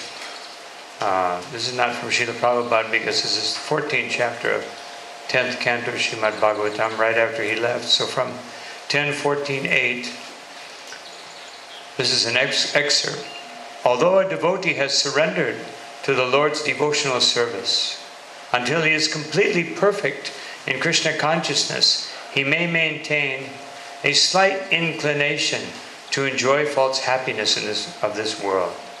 The Lord therefore creates a particular situation to eradicate this remaining enjoying spirit. This unhappiness suffered by a sincere devotee is not technically a karmic reaction. It is rather the Lord's special mercy for inducing his devotee to completely let go of the material world and return back home, back to Godhead. So of course, this point comes up again and again, the prayers of Queen Kunti, all through the teachings of the whole Bhagavatam, how one has to accept their particular situation in life as Krishna's mercy, especially when we're suffering. Now there's another dimension to this, which Srila Prabhupada said many times. He said, people who are suffering happiness and distress. So we may think suffering happiness. But even trying to enjoy this material world without serving Krishna is suffering. Because ultimately, when we, first of all, you're trying to do something that is not pleasurable to Krishna. And secondly, when you try to enjoy, as Mahaprabhu said just now, very rarely does someone who's enjoying this world have the opportunity to approach Krishna. They don't approach Krishna. So, and the second part is that happiness will invite more suffering because it keeps us in the material world. Even if you're very pious, you're doing very pious activities and you're enjoying. Therefore, Lord Nrsimhadev told Prahlad Maharaj that I'm going to give you all kinds of enjoyment as a king so that you can burn up your pious activities. So this is a very important point to understand whatever is happening in our life. It's Krishna's mercy, and it's Krishna's mercy to take us back home, back to Godhead. So when it's suffering, Krishna is it's not karma, but it used to be karma. It used to be karma. But sometimes the remnant of that karma is an inclination or a desire to enjoy a little bit. And I'll just say one thing very quickly to show how this is. When Sudam Brahman left Krishna's palace, he was on the way home and he said, Krishna didn't give me anything. He's so merciful. He knows that if I have anything, I will try to enjoy. But when he arrived and he found a big palace, and he was completely confused and bewildered, and then he understood this is Krishna's mercy. So Vishwanath Chakravarti Thakur says, the reason he did that was because Sudam Brahman was enjoying being poor. He was thinking, oh, it's so nice, I'm a poor Brahmin, it's so nice to be a poor Brahmin. So Krishna took that away. So he's so merciful. Whatever the situation is that's keeping us in this material world, he will eradicate it. So we should see these circumstances, and you just did in the exercise you perform, that when we try to see things from Krishna's point of view, that's called Bhagavad Gita, and Uddhava Gita, and many places where Krishna instructs us, then everything is so easy. But when we see it from our point of view, then it becomes very difficult and very confusing. Hare Krishna.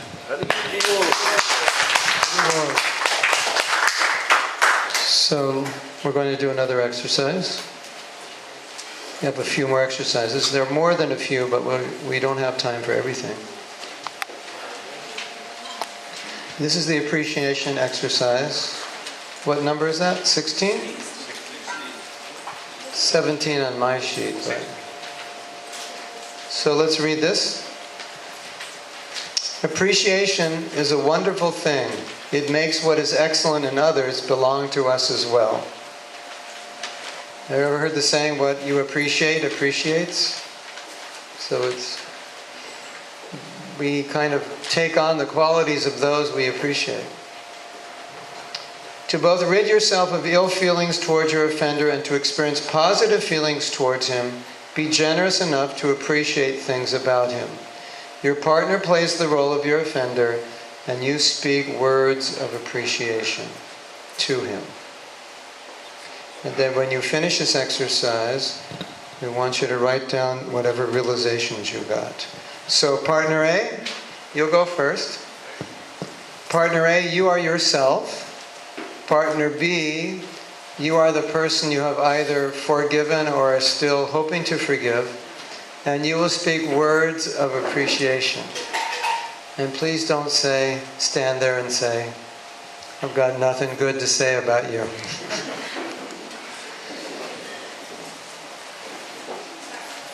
Just appreciate whatever good qualities you can find in that person. Okay? And then you switch partners, and then you write your realizations when you finish. Any questions on that?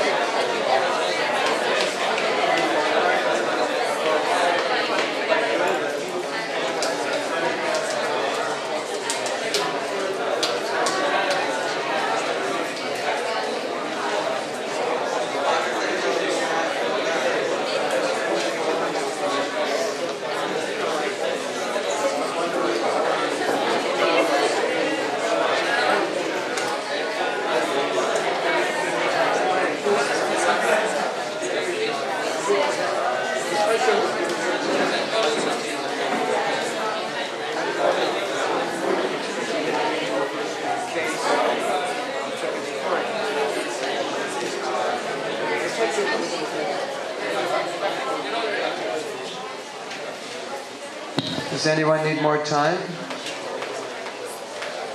You're so... Okay, how much more? 3 hours? 2 minutes. 2 minutes. Write your realizations. If you haven't finished, please write your realizations. Everybody's chit-chatting. You should be writing your realization.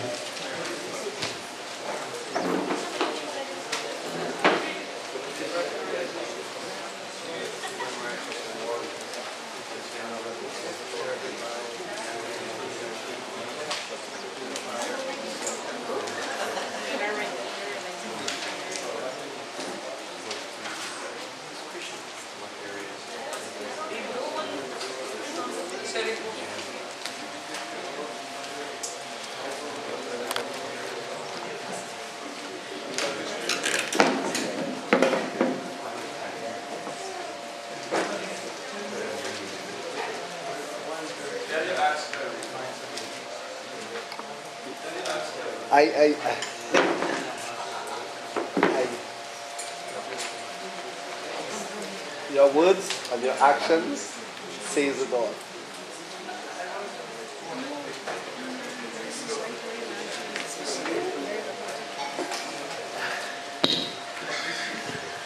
Okay? How many of you are still writing? Please raise your hand. Let's take another minute.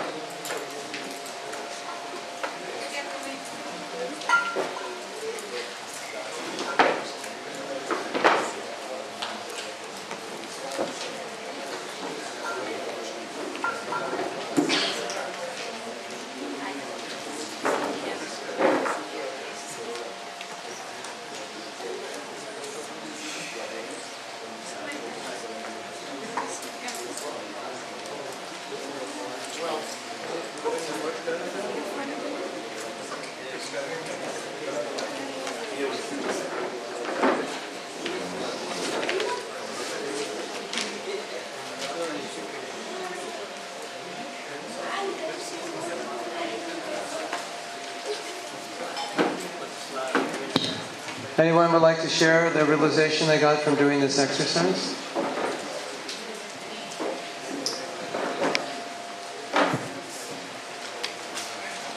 Yes? Why don't you come up so we can hear you?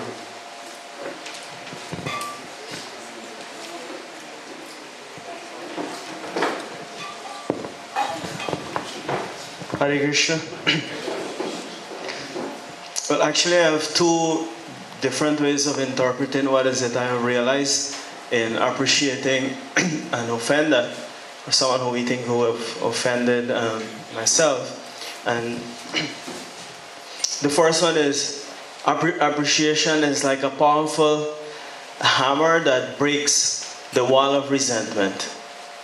And secondly, it's a very potent solvent, a potent liquid that dissolves any feeling of resentment, and it not just dissolves it, at least for myself, it converts it into, I don't know, something like, I'll use something like rose water. It's very pleasant. So by showing appreciation to everyone, including my offender, I don't feel that resentment is going to have any place to exist. He said that very nicely, because appreciation is the exact opposite of resentment.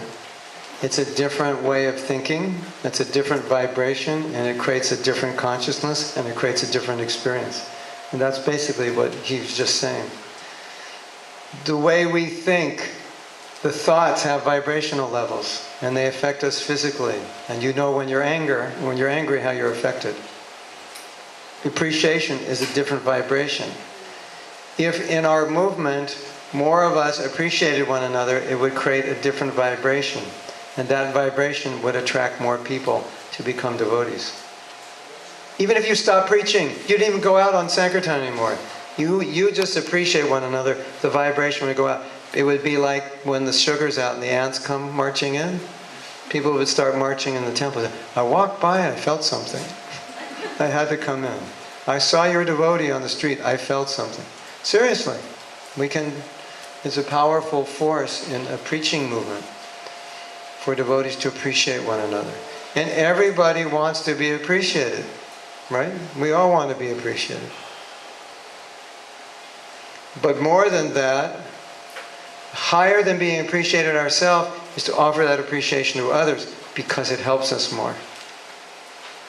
It's actually, in my estimation, I would go so far as to say appreciation is a sadhana. It's a practice that we need for purifying our heart. And I think you were testimony to that, what you said. It was so obvious of how his heart was purified, wasn't it?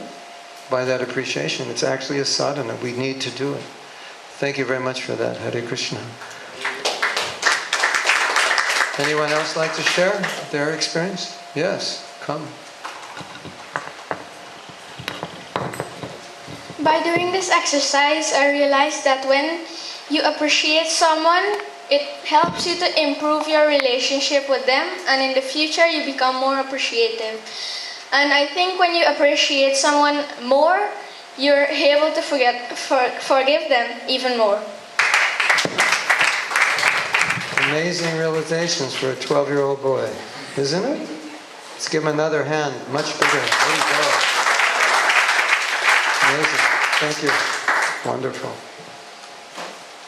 Say hello to the people out there. Who else would like to share their realization, their experience? Anybody?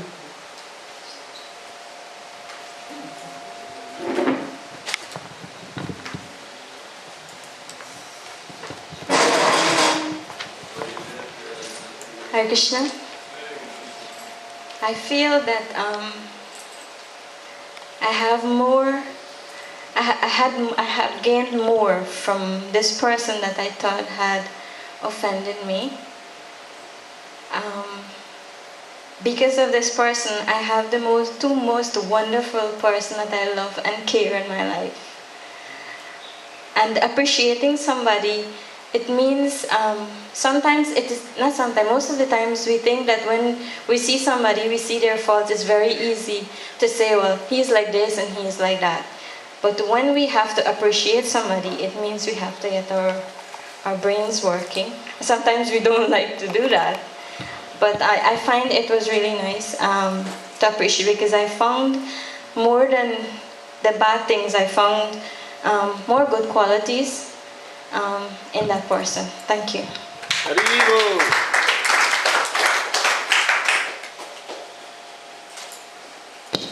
And if all else fails, if you can't appreciate devotee, just appreciate that at least he's on our side and he's not on the other side. He's working for ISKCON, not against it. At least he's a devotee.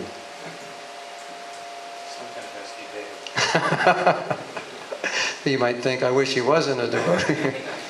Hare Krishna. Anyone else like to share? Yes.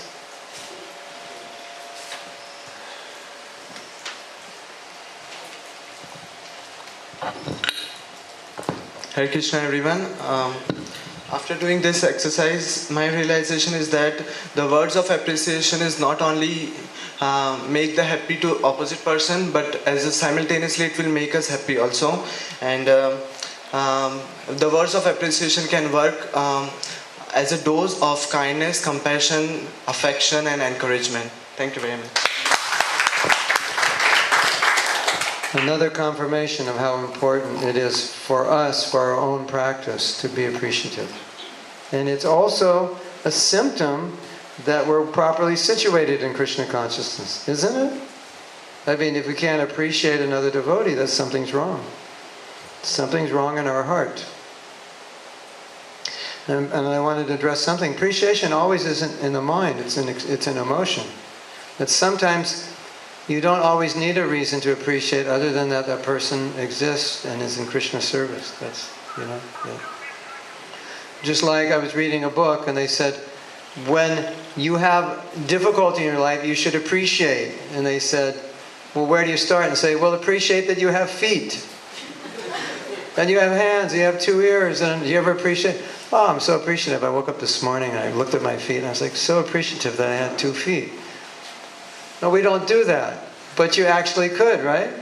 Aren't you appreciative that your eyes work? Your ears work? You have 10 fingers? Yeah. Interesting, isn't it? That we don't need big things to appreciate. Thank you. I'd like to go longer with this exercise, but it's getting late. We're going to do one more exercise. And I need everyone to stand up and face their partner, and I'll tell you what we're going to do.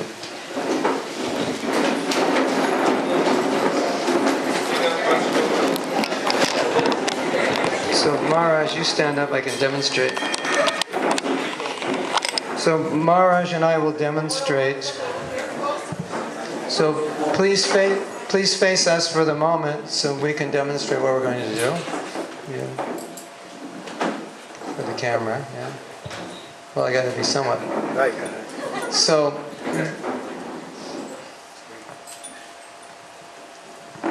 this is. I need 4 heads to do this program. So, in this exercise, what you're going to do, we're going to take appreciation up a notch, and I know this might be a stretch for some of you, but remember, on Thursday night we said we're going to give how much percent? So if some of you feel challenged, this really you need to put in the 108%. In this exercise, you're going to bless this person. You're going to pray for them, and you're going to bless them. So you are going to be you. So partner A, you're you, and partner B is going to be the person you've either forgiven or you're still trying to forgive. And you're going to bless them. And how you're going to bless them is you're going to either offer a blessing. I pray that you'll have a healthy life. I pray that you'll be Krishna conscious. I pray that you'll be happy. Anything that you want for yourself, you pray and bless them. And with each blessing, you offer them a flower. Of course, we don't have flowers for everybody. So you can make a gesture. I pray that you'll have a long Krishna conscious life. I pray that you will be happy. I pray that you'll be successful in all your efforts. Like this. You pray. And it's going to be difficult for some of you. Whatever you're praying for, whatever you want, you pray. And maybe Krishna might see that you get some of that also. But that's not why you're going to do it. But that is our philosophy, that as you appreciate and give, you attract more of what you're offering in your own life. And when you hold it back, you're holding it back from your own life. So face your partner. Partner A, you begin. Offer your flowers and blessings, and then partner B, you change, and it's your turn.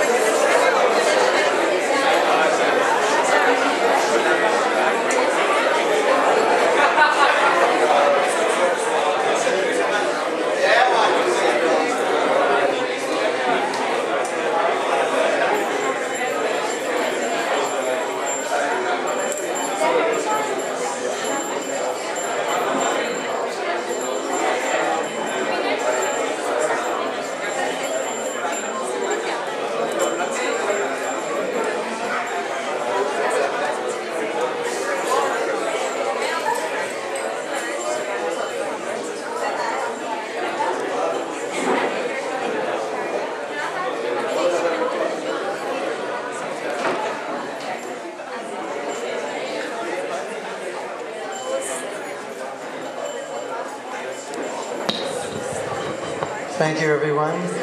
Please sit down. Haribol, Haribol, Haribol.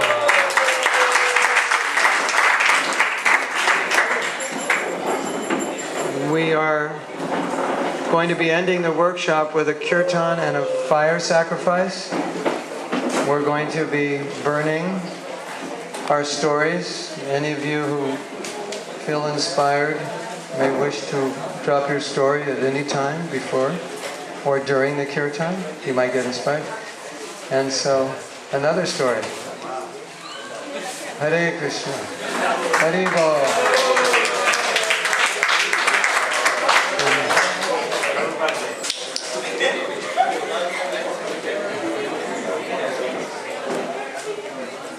Haribo, Haribo. You had a good day, actually. Forget the past that sleeps. Haribo, Haribo. So we promised some transcendental we have a transcendental entertainment first. We promised some transcendental entertainment before the end in relation to this seminar, and we are Haribol, Haribol. Haribol, Haribol.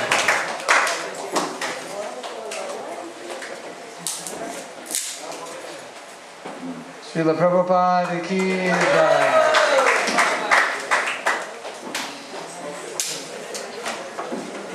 Your name? Krishna Ramani took up my request last night for some transcendental entertainment in relation to the message of the seminar. So she's going to, I don't know what she's going to do. It could be a song. Is that a song? She's going to do a song. All right? You have a band with you, or you do a cappella? Can we just have 1 minute because it's a new tune and we just learned it this morning. Okay, you need practice. Okay, so Marjwa will speak now. We'll do a little closing, kind of put the cap on this and where we're going to go from here. And then we'll have a little transcendental entertainment for the icing on the cake, and the strawberries and nuts and whipped cream will be the kirtan. And we can dance around the fire sacrifice. Hare Krishna. I just, in closing, I wanted to say that, of course, for me, this was also the first forgiveness seminar I have attended. So I was very happy to learn what I could learn, and I was also very impressed by all the devotees here, that their sincerity and dedication to the seminar. I've been in other places, in other seminars, where people come and go and wander. And it's especially amazing because in the US and in Europe, and even sometimes in India, people pay for it. And when they pay, they definitely come, you know. But you didn't even pay for it, and you're still coming. So that's I'm very impressed by that. And I think that convinces me that you will all take it very seriously. Because it's very easy to intellectualize, even after we tear up the paper and put it into the fire, and just, you know, then after 2 weeks, which Bhaktisiddhanta Saraswati Thakur said is called Shmasana Vairagya, that when you go to a funeral, you feel very sad, you get a little philosophical, thinking death, what is it all about, and then after about 2 or 3 weeks, you know, then back to business as usual. So, but in this particular case, when we have a japa seminar, and especially forgiveness, because without forgiveness, how can you chant good japa? You know, without compassion and forgiveness, these things we've spoken about today, how can you chant properly? So, my humble prayer and request to all of you is that, you know, keep this, all these lessons, everything you've felt and everything you've been able to get rid of, leave it here in the fire, let it get burnt to pieces, don't let it come back. You know. And then certainly Krishna will bless you, as Mahatma Prabhu said, to go to the next level. You're already on the next level, but you got to stay there. You know. And keep going to the next and next. So thank you all very much for and also for your association. It's been very pleasing for me in these days to see such nice and dedicated devotees. Thank you very much. Hare Krishna. Srila Prabhupada. Ananta Koti Vaishnava Vrinda ki jai. I have presents. I almost forgot.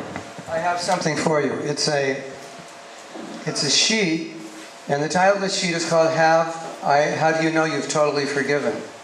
So, regarding the issue you were working with today, it's kind of a check sheet to keep you in balance. You know, if you start again talking about the person a lot, then you say, oh, I haven't totally forgiven yet. I haven't totally let it go. So it's a check sheet. We'll pass these out.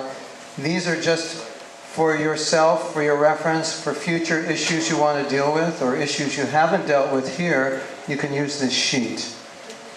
And did you? Yeah. No, I don't think so. What does it say on there? Have you forgiven? We haven't given that out. Somebody gave it out. Have any of you got the paper called Forgiveness Affirmations? Did any of you get that? Oh, some of you got it.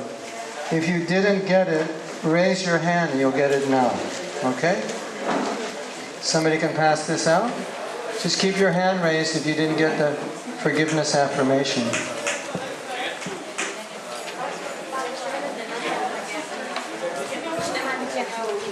Forgiveness.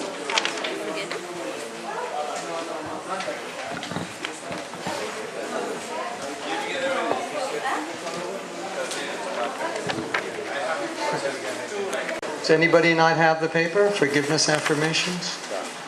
Okay, let's read this together. Forgiveness Affirmations. If you don't have it, raise your hand. Thank you. Prabhupada Dave needs one. Who else doesn't have? Otherwise, if we're short, then you'll need to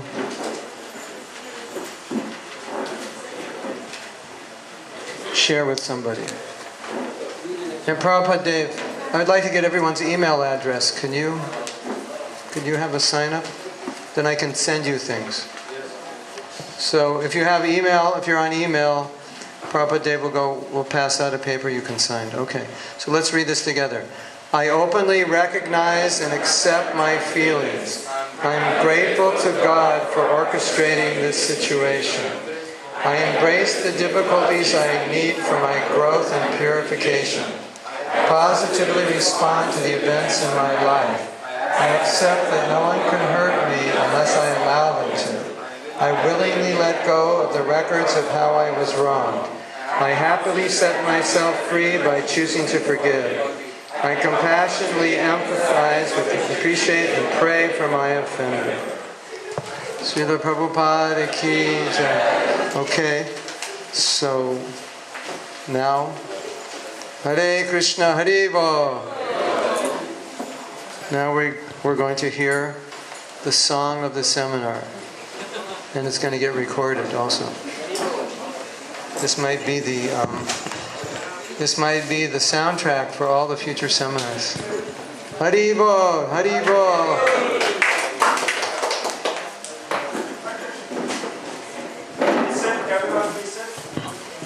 Hare Krishna, everyone. This will just take like 3 minutes. 3 minutes. This song is entitled Srila Prabhupada Taught Us Forgiveness. If you make a mistake, please don't laugh. Please don't. Thank you for being forgiving. Srila Prabhupada, Srila Prabhupada, Jaya Prabhupada, Srila Prabhupada. Srila Prabhupada, Srila Prabhupada, Jaya Prabhupada, Srila Prabhupada. Srila Prabhupada taught us forgiveness. It's a special quality a Brahmana will get. Srila Prabhupada taught us forgiveness. It's a special quality a Brahmana will get. But how can we attain this in the universe? But how can this be attained in this universe? True forgiveness. Sorry. Throw out your hands, throw out your heart. Let's love each other and forgive all. Throw out your hands, throw out your heart. Let's love each other and forgive all. Let's be grateful, let's be merciful, love each other and forgive all. Let's be grateful, let's be merciful, let's love each other and forgive all. Let's be truthful, let's be respectful, let's love each other and forgive all. Let's be truthful, let's be respectful, let's love each other and forgive all. Srila Prabhupada taught us forgiveness. It's a special quality a Brahmana will get. Srila Prabhupada taught us forgiveness. It's a special quality a Brahmana will get. Hare Krishna, Hare Krishna, Krishna Krishna, Hare Hare, Hare Rama, Hare Rama, Rama Rama, Hare Hare, Hare Krishna, Hare Krishna, Krishna Krishna, Hare Hare, Hare Rama, Hare Rama, Rama Rama, Hare Hare. Srila Prabhupada taught us forgiveness. It's a special quality a Brahmana will get. Srila Prabhupada taught us forgiveness. It's a special quality that Brahmana will get.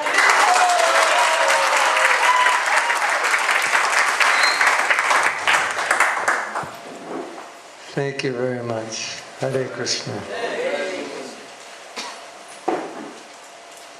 So we're going to end now with our grand finale kirtan. If you need to contact me, you have my information on the handouts, and there's a website. There are more lectures on forgiveness. You're welcome to write me, but not too often. A little bit. And what we'll need you to do now is, everyone get up. We're going to bring the fire pit in the center. We're going to pile the chairs somewhere. If you can take your chair and just pile them. And then we'll have a kirtan around the fire, and we'll happily dance and chant. And all the mridanga and kartal players can come up to the front, and we'll begin the kirtan while you're moving the chair.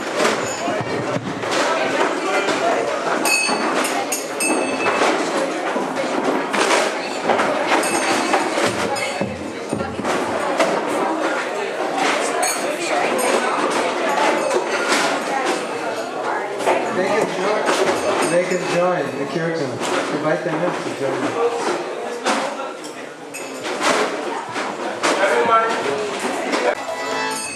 Our stories.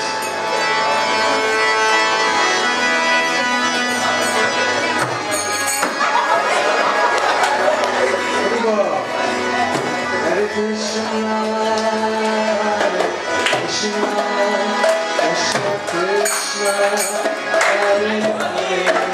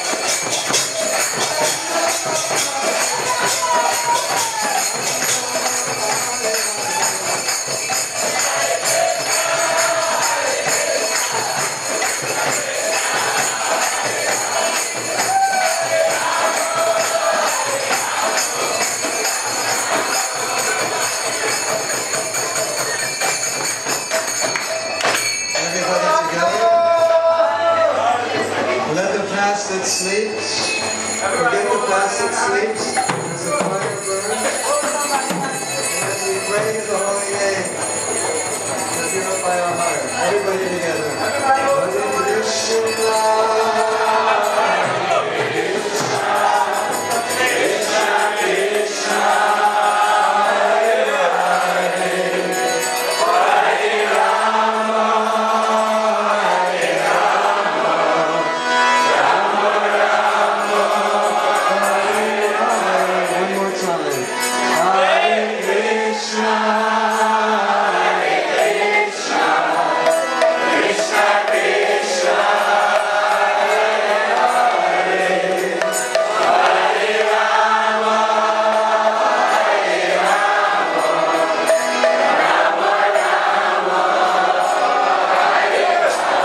Time, a little louder, more louder.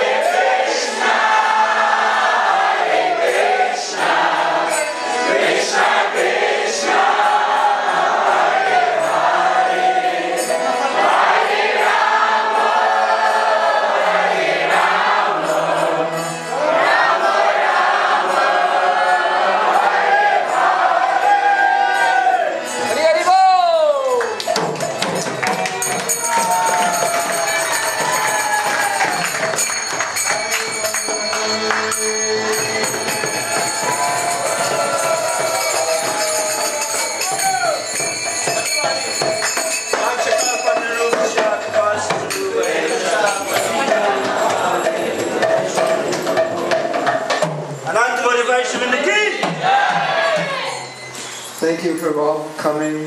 Thank you for all being brave. Thank you for not running out in the middle. And thank you for being sincere devotees of Krishna. May Srila Prabhupada bless all of you.